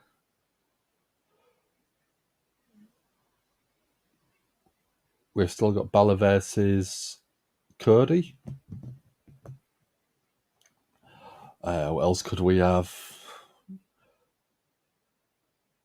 We've had both of the Royal Rumble winners.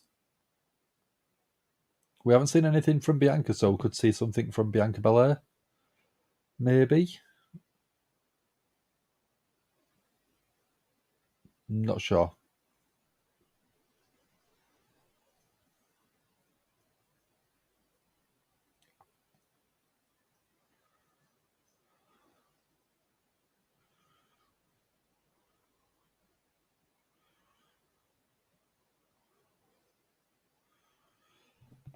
We're on a commercial break, so there's nothing going on. Yeah. Have you got any more would you rathers for me?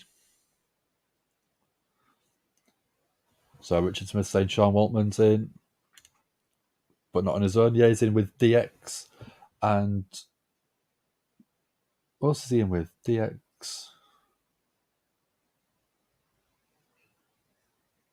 And then NWO, that's the one. Would I rather be putting the ankle lock, Cobra Clutch, or figure 4? All depends on who's doing each one. Ankle lock, I don't really like the sound of anyway, because everyone who's done it, I mean, Shamrock just looks brutal. Kurt Angle, you know you can do it.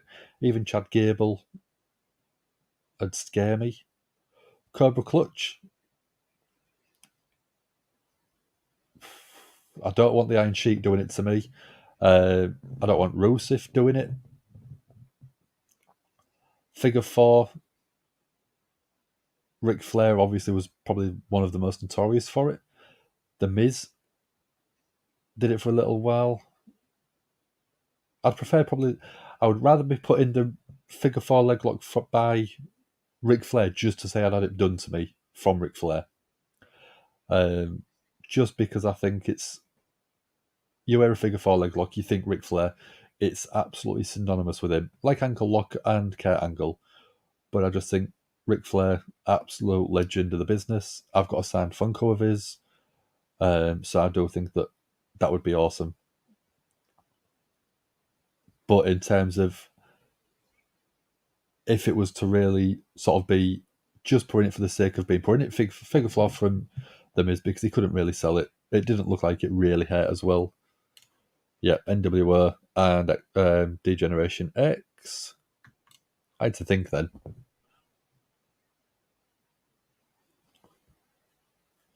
Figure four would be Bret Hitman. Yeah, another good one. But I think he would be better as a sharpshooter.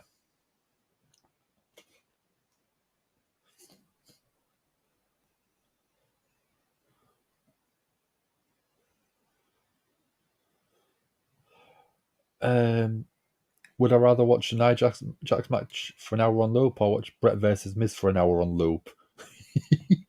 Well, Bret versus Miz. Technical masterclass going up against Bret Hart. I know. I'm only having fun. I think Bret Hart could have a great match with a broom.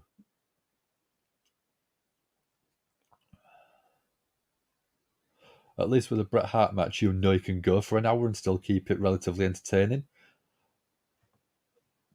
Bret and Miz, yeah. All day long. So we're going a bit of a recap of the end of the Royal Rumble with the Bloodline beating on Kevin Owens.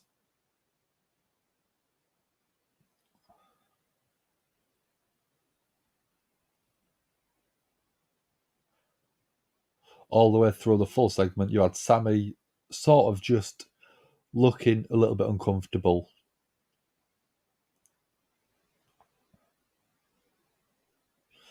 He ended up going that uncomfortable, he actually ended up stepping in. When he stepped in, he was talking about Roman is better than this, he doesn't need to do it. So obviously Roman's going to hand him the chair and say, you do it then.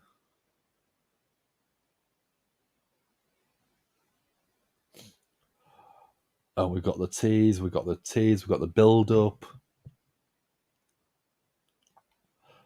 Until we got it.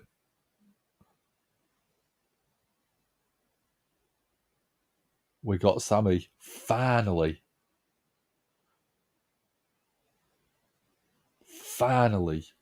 taking the chair to Roman.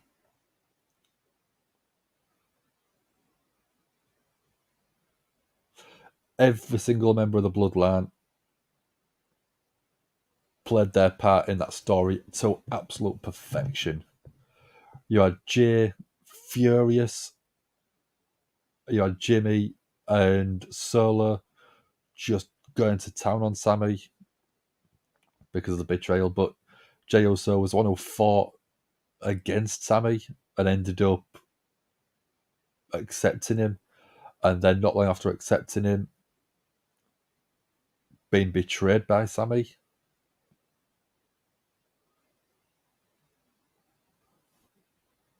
So, do we get something tonight?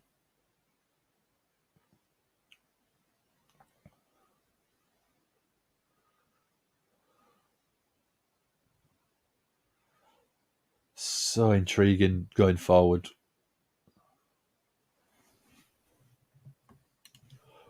Would you rather book WrestleMania, Royal Rumble, or SummerSlam?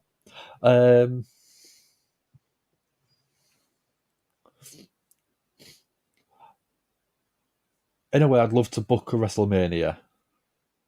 I think WrestleMania would be easier than Royal Rumble. SummerSlam, I just think, is a glorified sort of A show. It's not that hard to really book a SummerSlam. You just put good matches on. Royal Rumble, you've obviously got a stipulation that you've got to consider. WrestleMania, you've got the extravagance.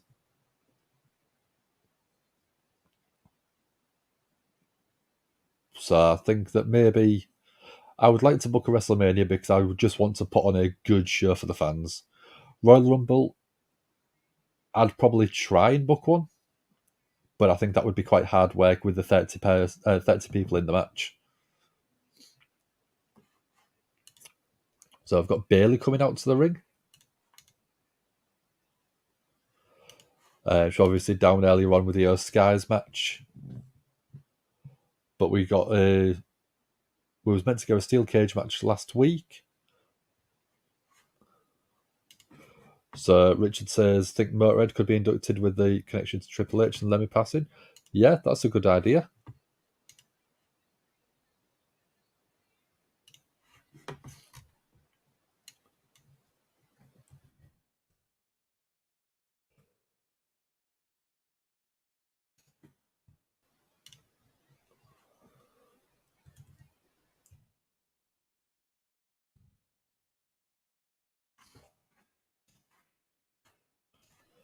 So Bayley's talking about how everyone is talking about last week, Damage Control taking out Becky Lynch.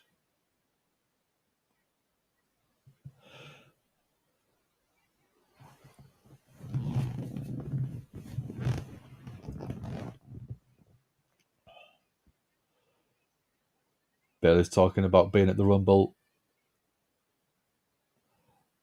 getting a lot of eliminations.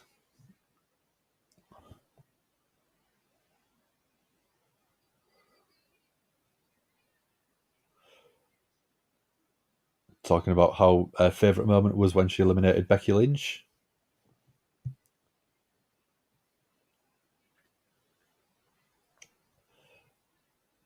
Bayley saying that she's ended the story with Becky. Here comes Becky. I don't think Becky's done with you, Bayley.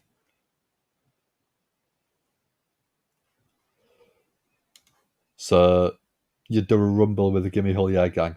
Who would you have winning though, Sassy? Me. I know you would. You'd book it for me to win.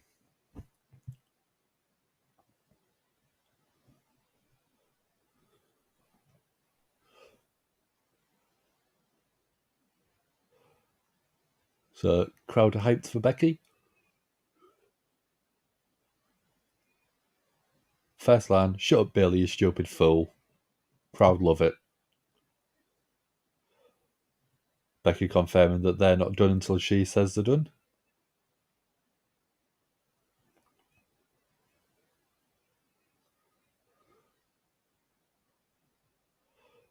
So Becky's saying that she's won the Rumble, she didn't need to win.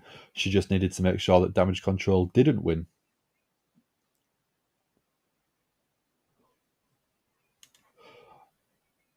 Mark could put the cage match there at Chamber somehow. I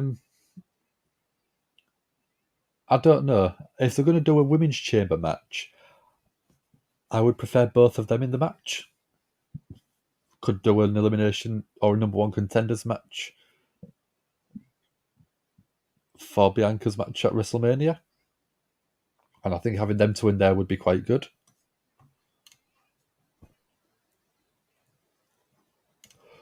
Oh, that's an hard one. Jericho, Bryan, or Mox to WWE if I could book them for a year. If it was Bryan Danielson and John Moxley instead of Daniel Bryan and Dean Ambrose, that is a hard call. Right, it's Becky Lynch's birthday today. Happy birthday, Becky.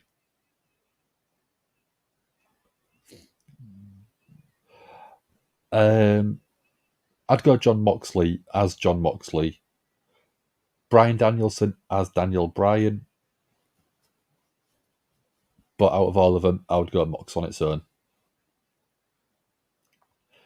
Bayley is now saying that she doesn't like Rebecca, obviously trying to sort of throw kayfabe out the window. I know you've got my back, Sassy. You've got my back all the time.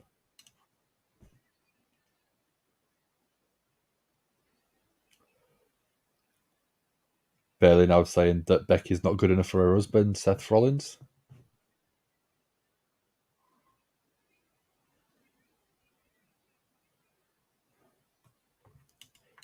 Yoda as well, but put him in the cage match because it just proved they did go over on time. Yeah, the apology I think would put it on free TV still. You promised a steel cage match on TV. Still put it on TV. Do it next week. I think that would be good. Oh, Bailey is saying that Becky only got married to Seth because he knocked her up. Harsh.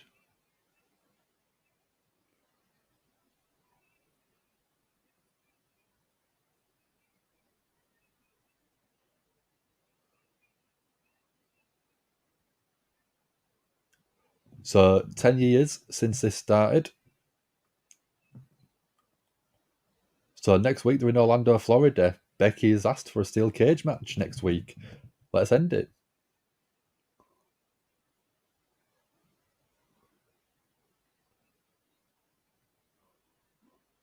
So Becky says she's going to be back in a second. What's she got?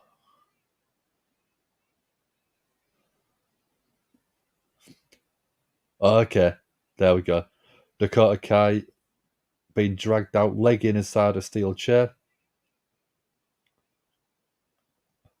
So I think this is obviously trying to write Dakota off TV for a while.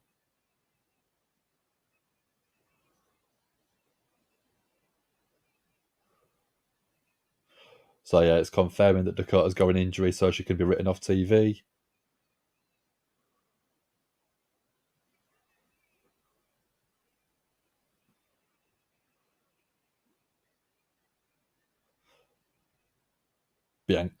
Bailey's accepted the match now.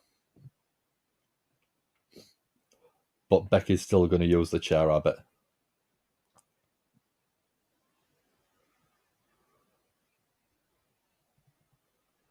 Oh, Becky's saying that she has to go check on Io. Great tease in there. Great little story.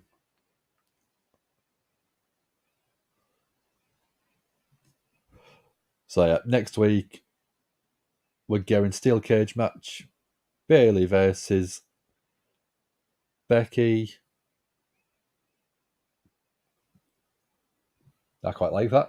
I quite enjoyed that segment. That was so much better than the Miz segment, I think, and better than MVP's match at MVP's VIP lounge. Yes, me too. I thought that was brilliant. So we're going Dolph Ziggler versus Bronson Reed coming up next.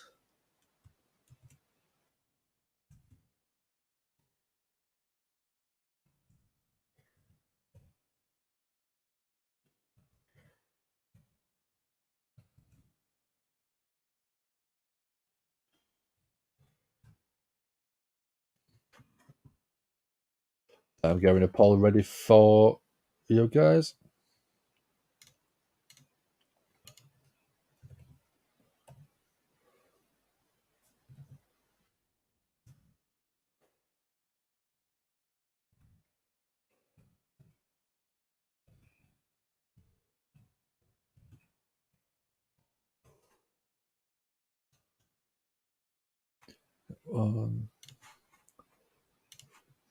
So Sassy had picked Jericho and book him against Theory. You've missed a trick there, Sassy.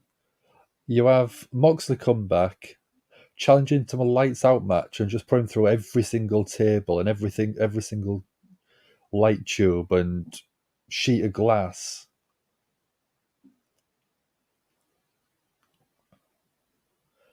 Yeah. You have him absolutely decimate Theory.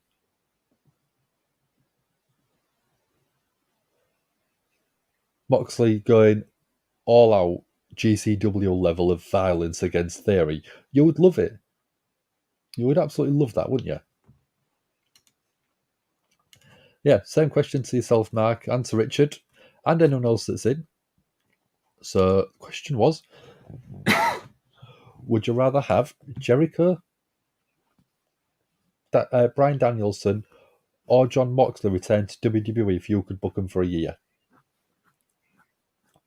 So you could have Jericho come back and be sports entertainer guy. You could have Bryan come back and be super technical, or you could have Moxley come back and just be completely hardcore guy. Can I get the vote? It's all ready to go, dude. As soon as it turns up, as soon as the match starts, sorry. Would I rather Rikishi Stinkface or Goldust Shattered Dreams? Neither. And I've got to pick one.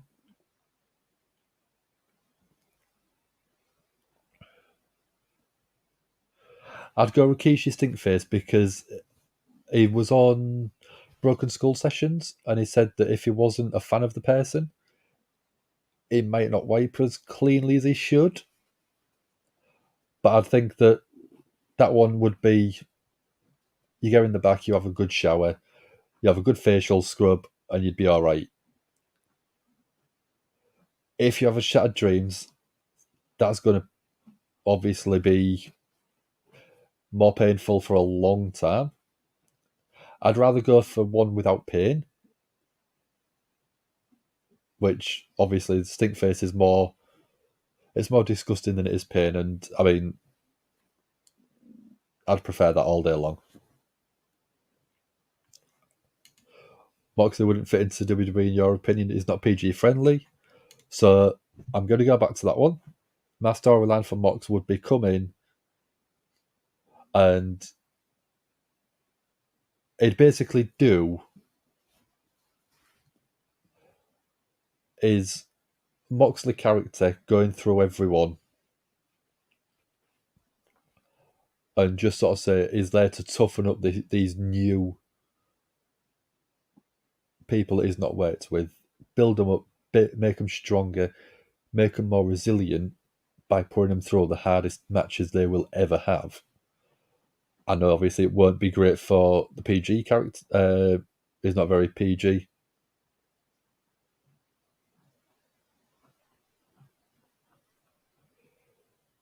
He's not PG for WWE, but I do think that I would prefer him if they could get away with it a little bit more. I mean, if you go to a premium live event where there is no TV rating, you could save it for there. Rumor is Rikishi didn't bathe for a week with Stinkface. Yeah, sometimes if he knew he had a match against someone, he didn't. You won't put any of them back in WWE. You've got to pick one, dude. You've got to pick one. That's the fun of it.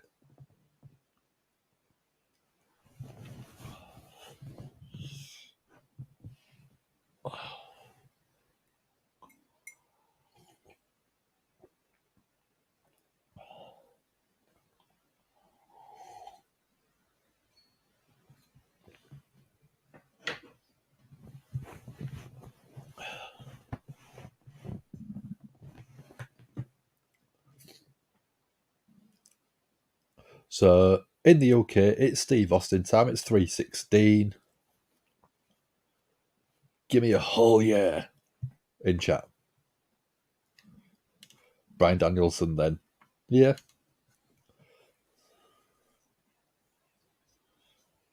So it's official next week. Bayley versus Becky Lynch. 1-on-1 steel cage match next week.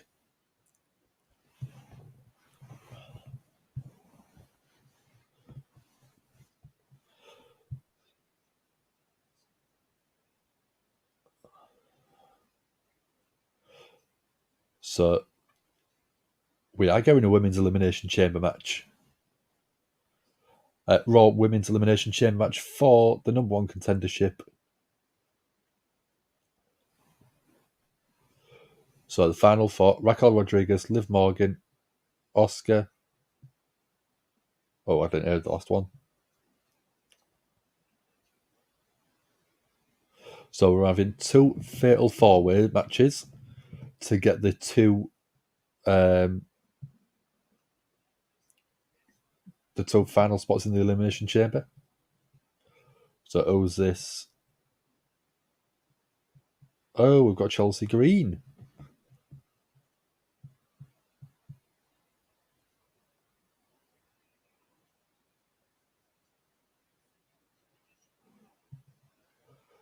So Chelsea Green talking about unacceptable conditions she's been given.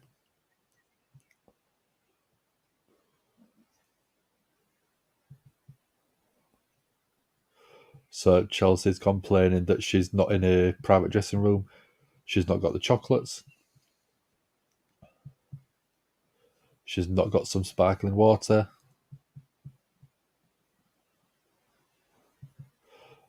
So we've got Nikki Cross, Liv Morgan, Oscar, and Raquel Rodriguez in the match at Elimination Chamber. We've got two people still left to go.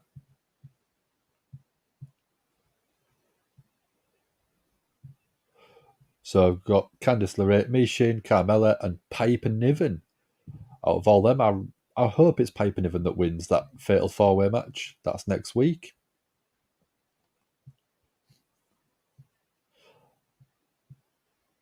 So we've got the show-off coming down to the ring. Dolph Ziggler. Mox and Gunther would be a banger. Would be great. I think it'd be brilliant. And I think a Mox and Rollins feud would be brilliant.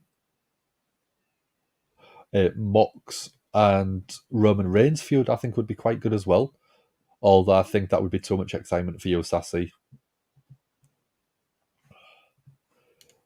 Richard, if you could go anyone from AEW, it would be Fully Fit Kenny. I reckon he'd be good, but I reckon he'd get booked into the ground. I couldn't see him. Can you get a vote? Yeah, they're on the way to the ring, so as soon as they're both there, I'll get you the vote sorted. Don't worry, that's on.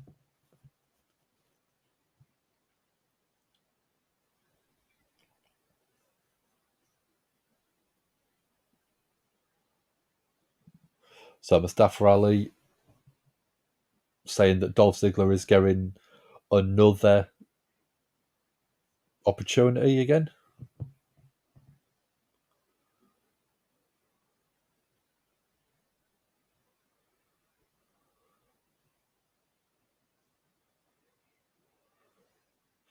I've got Bronson Reed, a mountain of a man coming down to the ring. We still didn't get really much of an explanation of why he returned to help The Miz. Karen, yeah. Very Karen-esque behaviour, I think. There's your Paul Hassan.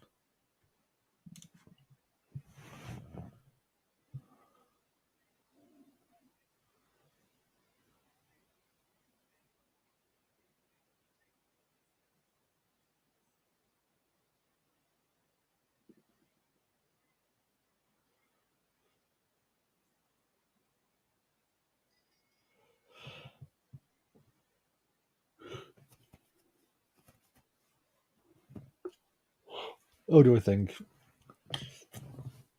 I think we're going to get Bronson in the match. Ziggler's coming out hot as usual. Ziggler's going for a zigzag already. That was early. But Bronson Reed just runs him down like a train. Darby wouldn't fit, but Wardlow and Jade would. I think they, yeah. Brian Cage, I think, would be a great person for WWE. He's a very WWE looking guy.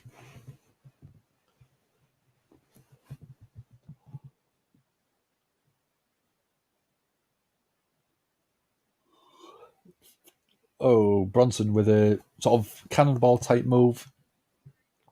Completely in the center of the ring. Goes for a pin, gets a 2 count. And Rhea chin lock on Ziggler, wearing him down, getting rid of sort of the hype you would have.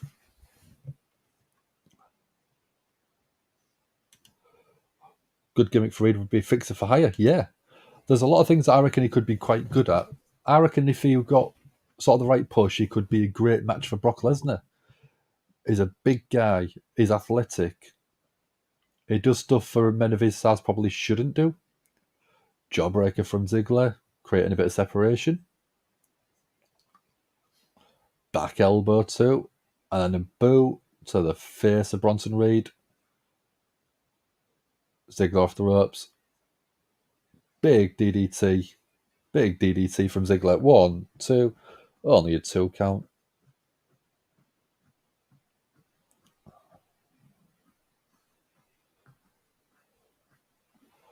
Ziggler went for a super kick. Caught by Bronson Reed.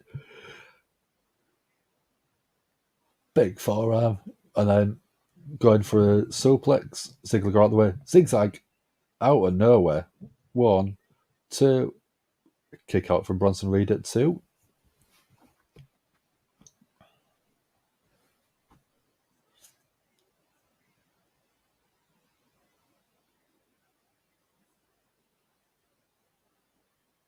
It's less than 3 weeks until Elimination Chamber. That seems to be very, very quick.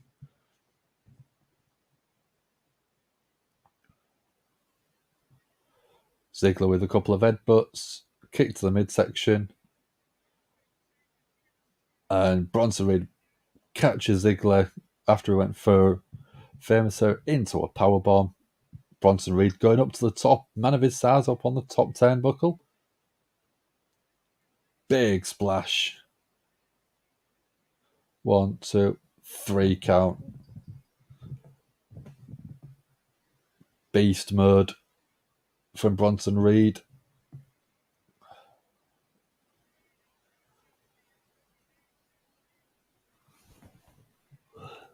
That didn't go anywhere near as long as I was expecting it to. But 3/4 of you got the right answer in Bronson Reed.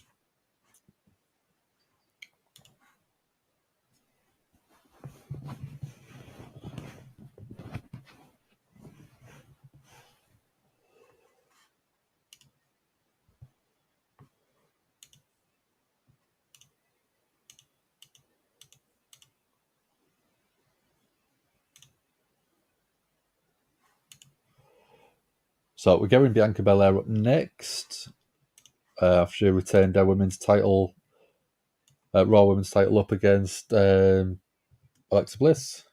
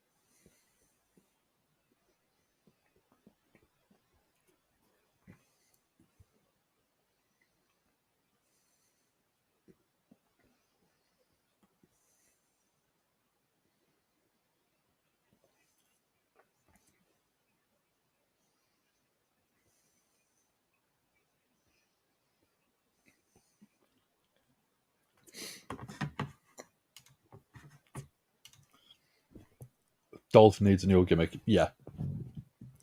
Is at the point now where he's a veteran,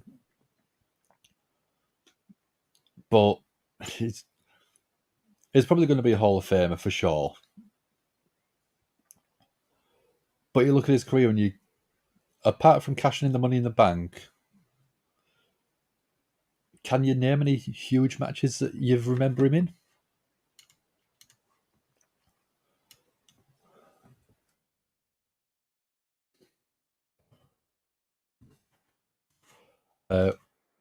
Would love to see Nick Aldis in WWE. I think he'd be great. I think he was someone that was perfect for WWE, but just never got the chance. Or Davey Richards, says Sassy. Yeah. Sort of on the Nick Aldis sort of wave, I'd like to see someone like, I would like to see Nigel McGuinness inducted into the Hall of Fame. He obviously had a big indie run, and he's done some great commentary in NXT, NXT UK as well. And I think he's someone that would help show people the abilities the UK sort of scene has, because he was absolutely brilliant.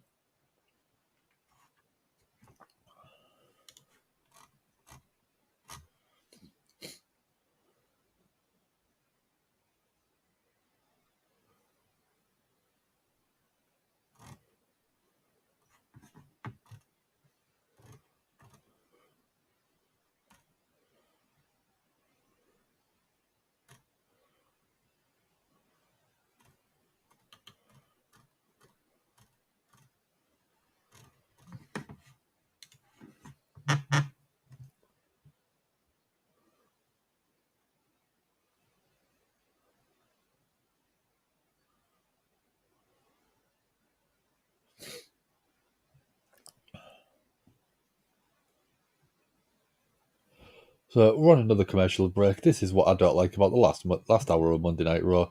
It just seems to be advert central. Way too many commercial breaks for the last sort of hour of a show.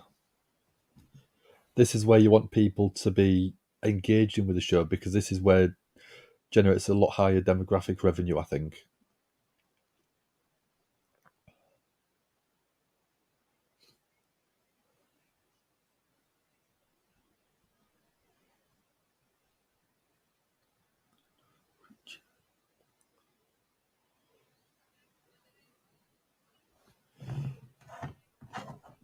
So I've got Kathy Kelly,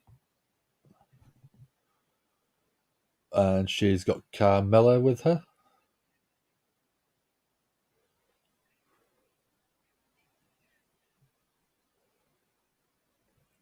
Speedball Mike Bailey would be good. That'd be a great shout. We do have an interview with him on the channel, so go check that out. Yeah, little plug for an interview that Dom did a little while back. Let's have a look.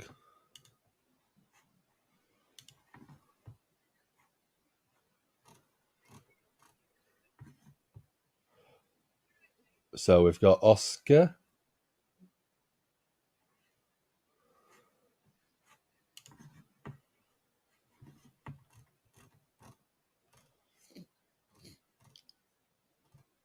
Carmella says she's not scared of Oscar. Oscar's just starting to smile, but mouth is full of green mist. Pretty much ready.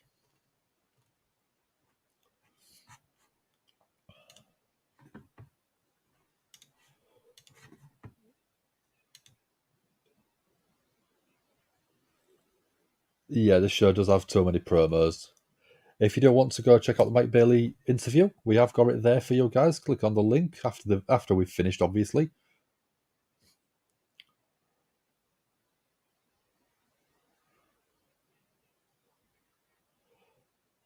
But yeah, we're going a little interview with him. Sort of talking about the arts of wrestling, the X Division in Impact. Yeah, go check it out.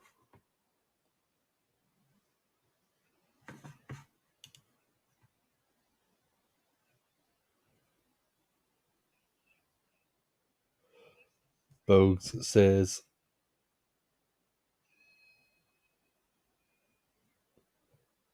it's like climbing a mountain. Now he's back on Monday Night Raw. And he's got the Street Profits with him. And Elias.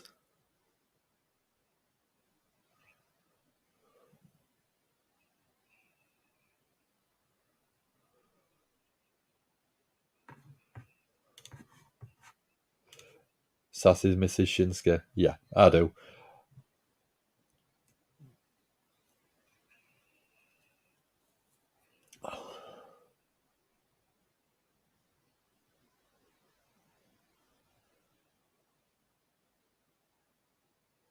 Elias says that Bogues has all the potential to be an artist.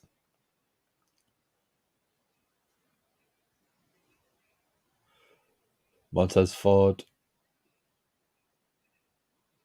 has said to Bogues, go put some clothes on, we're going to go Bogue it out.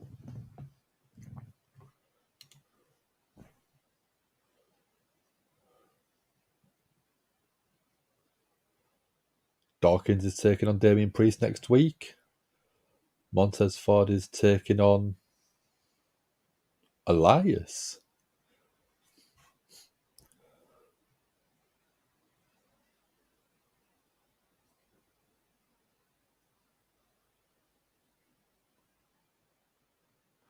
That'll be quite enjoyable, I think.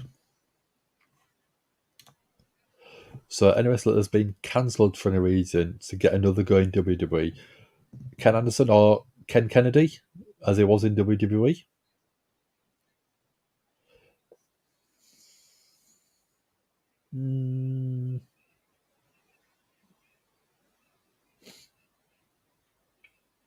It's going to be controversial, obviously, but Chris Benoit, I do think that he was one of the best technical wrestlers.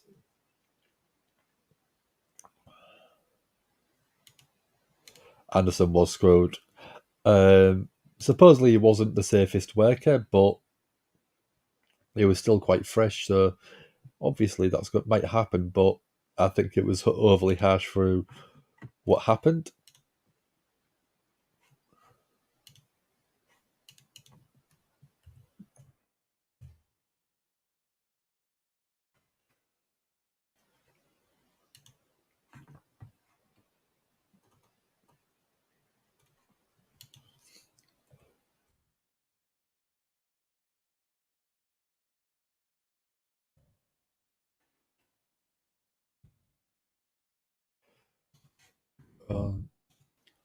Top man.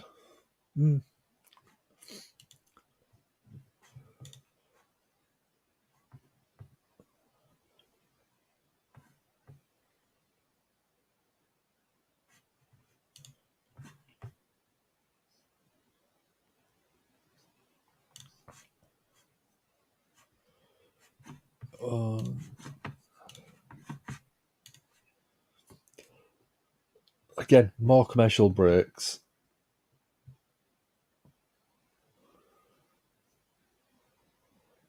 So we've got a match to have, and I think we've still got the Bianca Belair segment to have.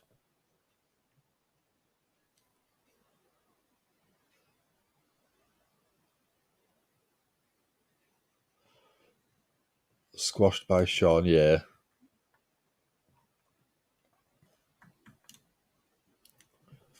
What else would we have?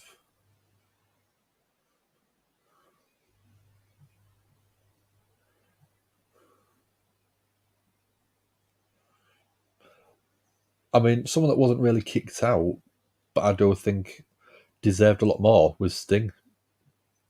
Going up against Triple H at WrestleMania 31, there's no way he should have lost that. But it was WWE versus WCW, and obviously WCW wasn't going to win that. But I think that would have set Sting up to have a better career than he did in WWE. If he'd have won that match, I reckon he could have been a lot better thought of.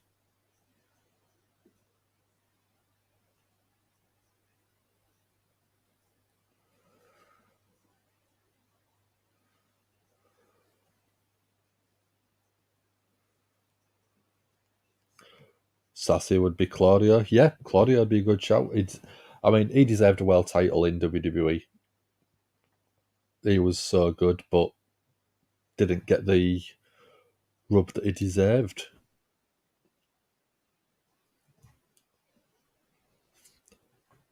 Yes, he's hinted that he'll never return. It doesn't feel like he was used anywhere near his potential. It was a world champion look and a world champion performer without the world champion backing, I think. I think the biggest drawback, in WWE was probably his mic skills. Sometimes you don't put on a good promo and Vince says that you're not good on the mic. But it could be where he could have worked on them. I think he was good at promos. He wasn't the greatest, but his in-ring work far outshone what he was doing when sort of in the ring. His in-ring work was second to none. And everyone said that he was one of the strongest physically guys for his size, pound for pound, if not the strongest in WWE.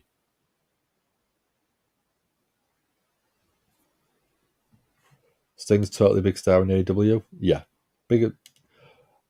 The work that he's doing with Darby Allin is amazing. He's putting Darby over and making Darby feel like a legitimate main eventer, and I think he could be. He's obviously not the biggest physical guy, but AEW don't seem to mind on that. Hangman Page isn't the biggest guy in the world, but they put the championship on him. Ricky Starks, I think, could be a great AEW world champion.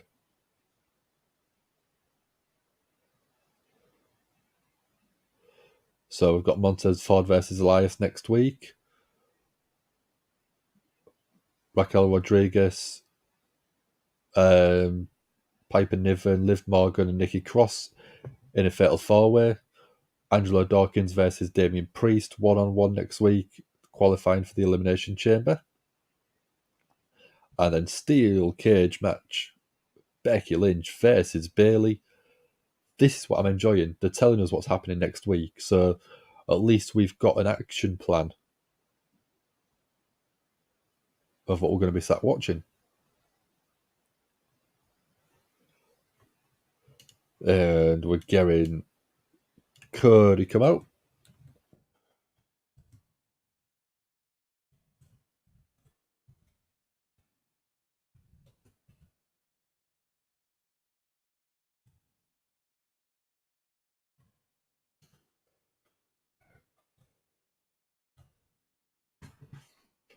And I know you're probably going to be sending a message in a second, Asson, so I'm getting the poll ready for you already.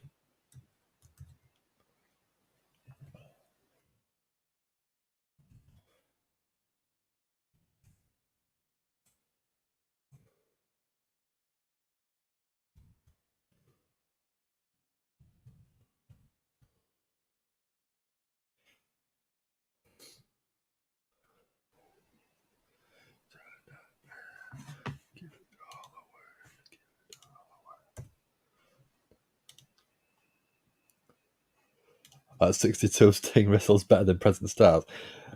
A good chunk of them, yeah.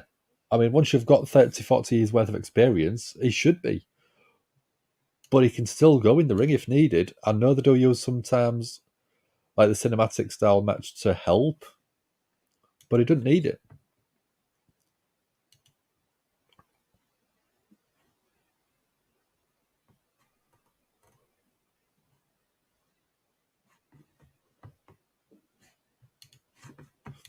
So Mike's skills seem to get you quite far in this business. MJF kills it every time. Yeah.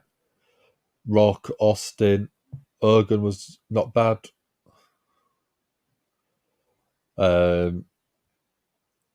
Yeah. You've got to sell your match. You've got to be able to sell your feud.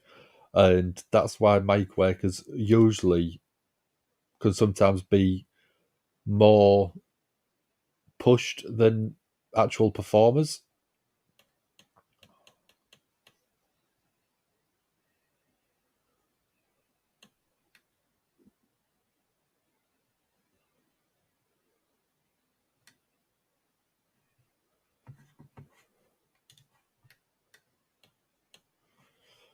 There you go. I saw your votes just about to pop in. There we go.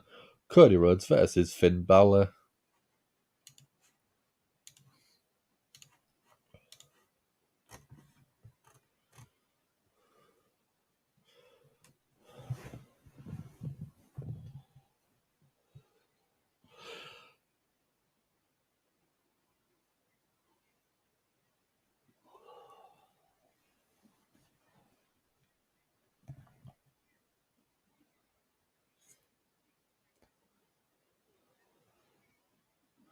Do I reckon we're going to see a tease of Too Sweet from Balor?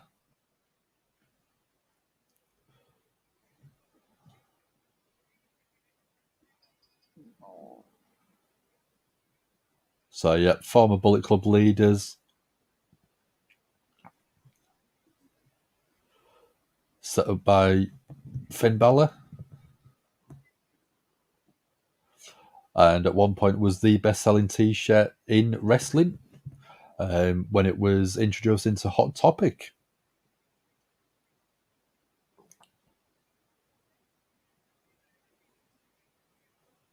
Cody with a drop-down uppercut, old school.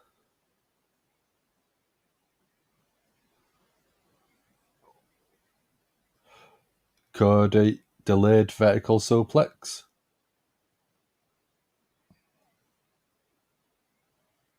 Very delayed vertical suplex. Nope, just dropped face first.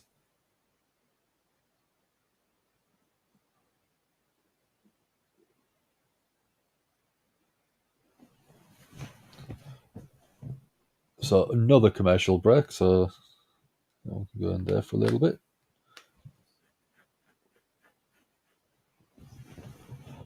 So Sassy saying in WWE it's important, but in the Indies you have to wrestle. Yeah, you have to wrestle, but you still have to put on a promo.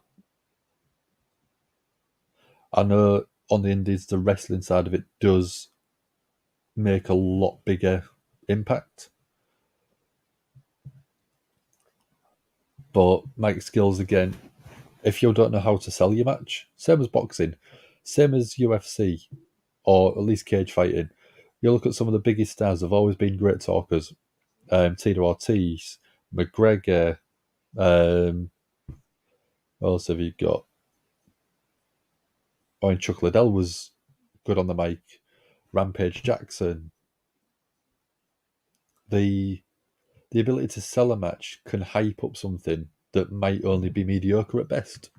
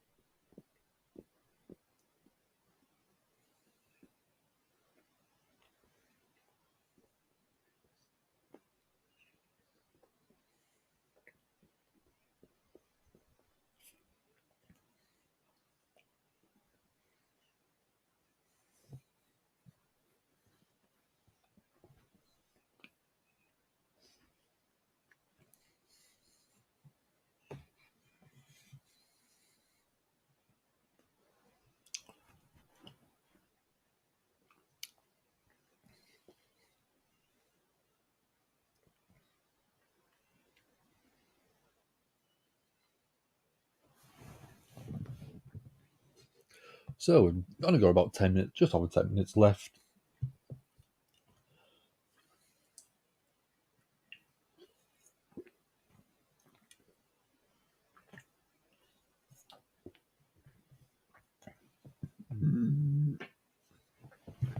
So Sassy's having her last snack. Triple berry French toast ice cream. French toast, yes. Ice cream, no. I'm not a big ice cream lover. I don't know why. I'm still working my way through my Milky Bar buttons. And I think once I'm done, I've got a couple of little things to do. And then it'll be hitting the pillows.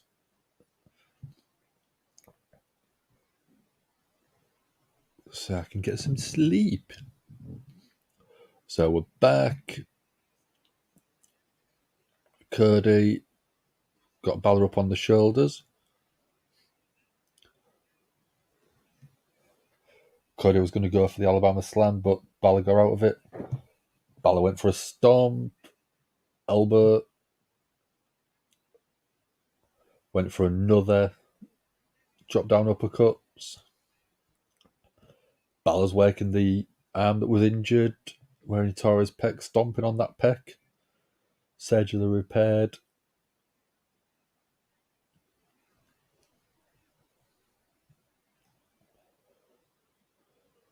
Rhea on the outside, trash talking, cheering Balor.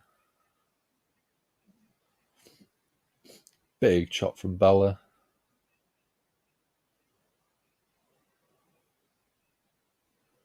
Balor again working the arm on that top rope. Again throwing in another chop.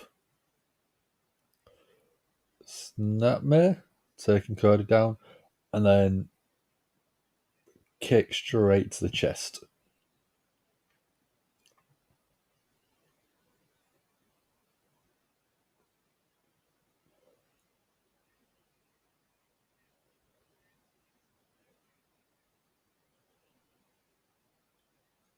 So again, Balor still working that pec, that forearm, that arm, that shoulder area on Cody. Obviously looking like trying to re-injure it. Repeated stomps.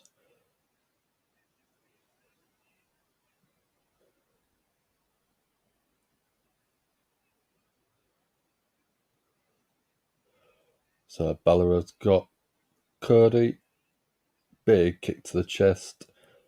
Balor on the apron. Cody, Dragon Scroll on the knee.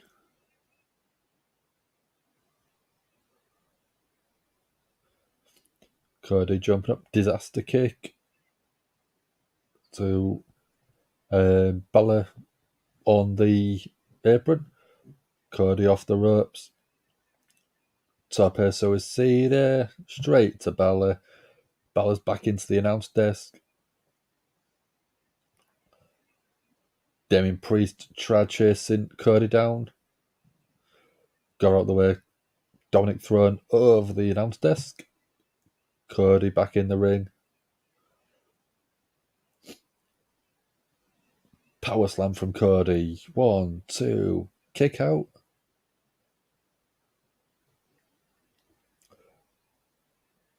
Rhea's trying to check on her man.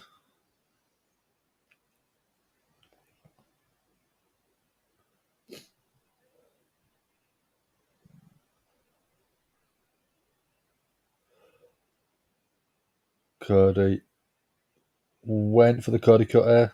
Balor caught him. Elbow drop on Cody. Yeah, it's a good test for Cody. Brilliant sort of in-ring performer. So going up against someone like that is going to basically get rid of at least some of the ring rust for one-on-one matches.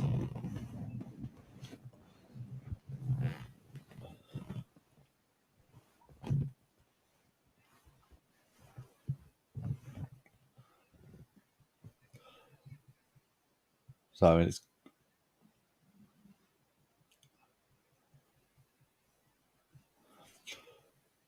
so Rich expected a feud to follow Cody over to WWE, but didn't happen. Makes me wonder if WWE didn't want anyone else, or no one wanted to go there. I think part of it was they offered him a stupid amount of money.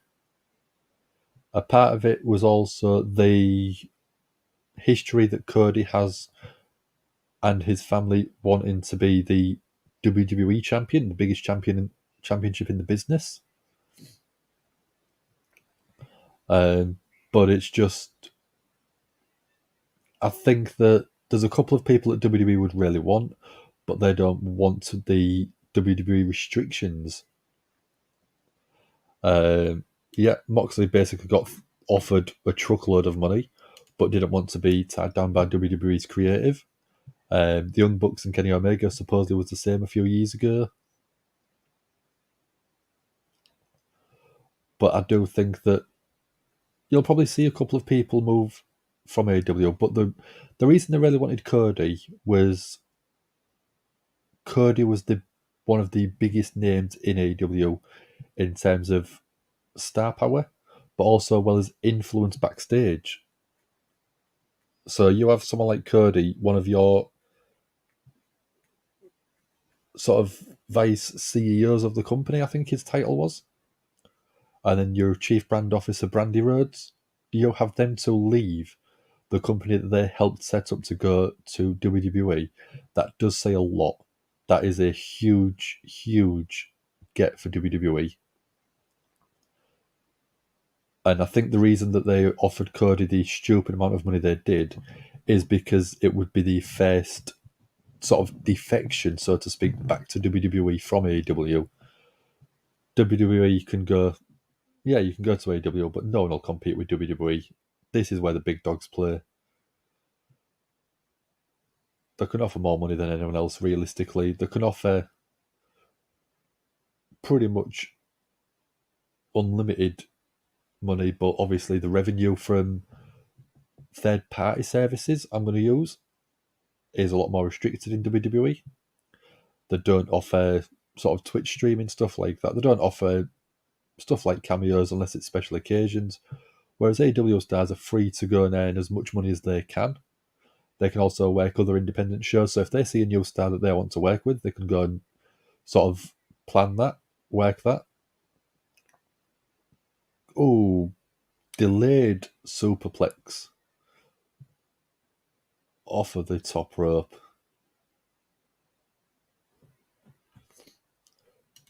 Also wanted Christian back, yeah, again.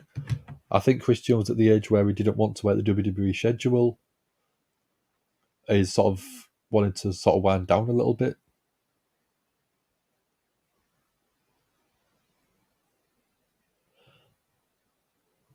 So, right hand from Cody, right hand from Balor, overhand rights, left and back and forth, then into the midsection.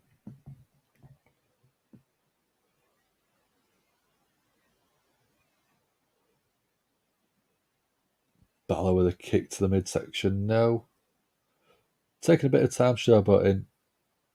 Cody cut her off the rope, beautiful. 1, 2, kick out at 2.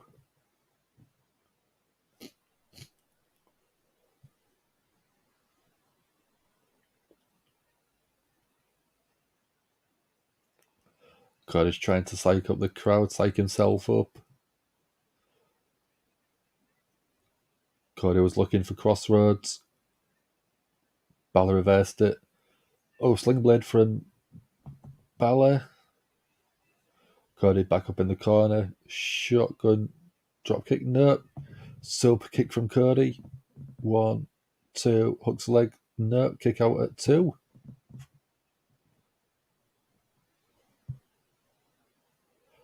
Yeah, for some wrestlers, having the sort of creative control, I think, is a big thing for a lot of people. That is why they don't like the WWE system. Because it just gives them so much freedom to be able to enjoy a little bit of their own story and a little bit of more of their own personal input. So Cody was looking for the figure 4, but Balor kicks him to the outside.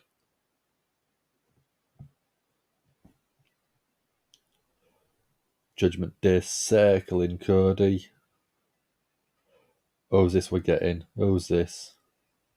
Oh, that's Edge. Edge is coming out of the crowd. Edge is back again. Throw the crowd, taking out Damian Priest, taking out Dominic Mysterio.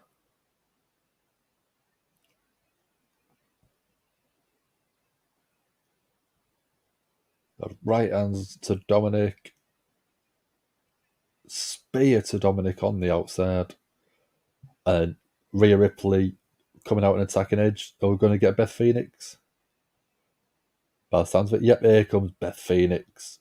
Spear to Rhea Ripley.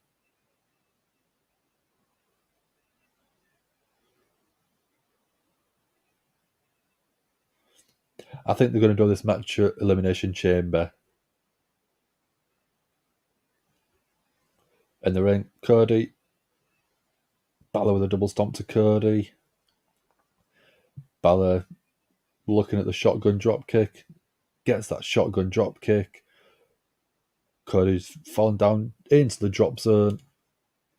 Is Balor going to get Cody Gray? Edge up on the apron. Balor climbing up the top. Causing a distraction. Cody manages to get out the way. Cody, Crossroads, hanging on. And a second one. Hat trick of Crossroads. 1, 2, 3. Cody wins. American Nightmare gets the win. Everyone knew that, I think. Every single one.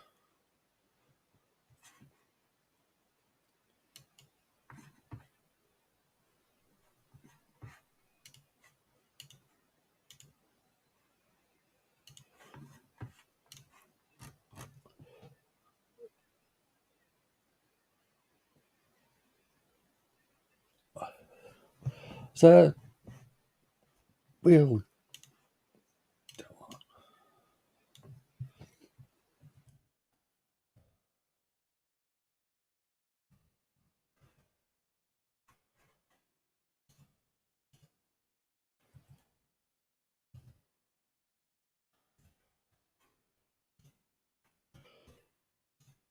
there we go.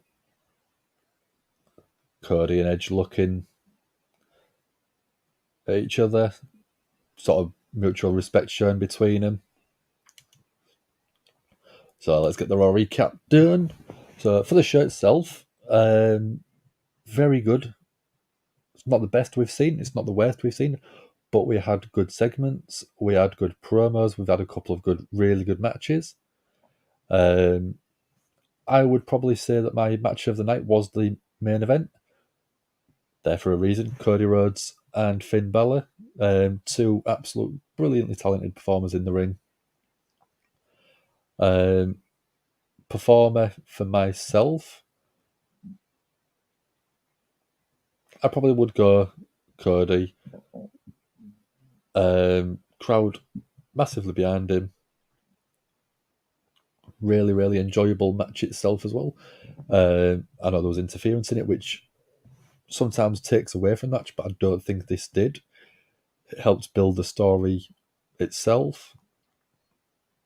My segment of the night was the promo between Bayley and Becky, because there was some deep sort of deep attacks thrown from Bayley at Becky, but it got us to the rematch. I said the rematch, the actual match. The first match didn't actually start, so it can't be a rematch from last week. So we're gearing the steel cage match, Becky versus Bayley next week. And I think the show itself deserves probably a 6.5 out of 10, 7 out of 10 at a push. It was enjoyable. It was, considering at the start of the show we only had the 2 Rumble winners officially announced, from what I can remember. It was a slow build show, ending up with a good main event, I think. I could have wanted a little bit more from a couple of bits, but you can't have everything you want, can you? But yeah, that is Monday Night Raw coverage all done. It wasn't that bad. We've had worse, haven't we? So before I do go, I am going to recap the subscriptions that you can do. I've completely lost the word for a second there. We have got our newest member, Mark LFC UK, with his own championship belt on there. We've got Dex Baker and we've got Eve Wright Girls Wrestling, Dan Reed on there, that are on the Hulkamaniac tiers. We've then got our hardcore Hulkamaniacs, which we don't have anyone on there for yet. So if you want to be the first one on there and get your own custom coloured belt, go for it. Subscribe to the channel and then become a member. Our champion Hulkamaniac is our own moderator Sassy.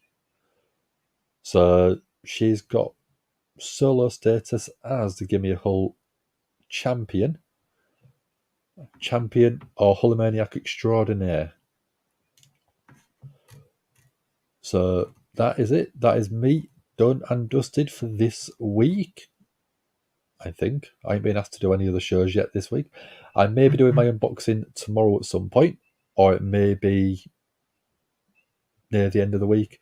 But if you tick that notification bell, you will get a notification when we are going live with anything else.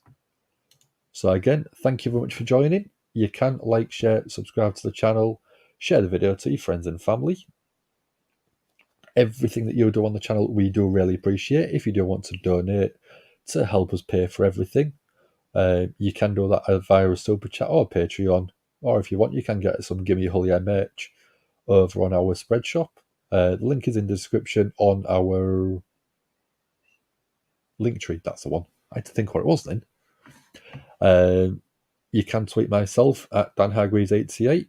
You can tweet us all at Gimme a Hull and we are on Instagram, Facebook, if you want to send us messages through there instead. Thank you very much for joining us, everyone, and I shall see you soon.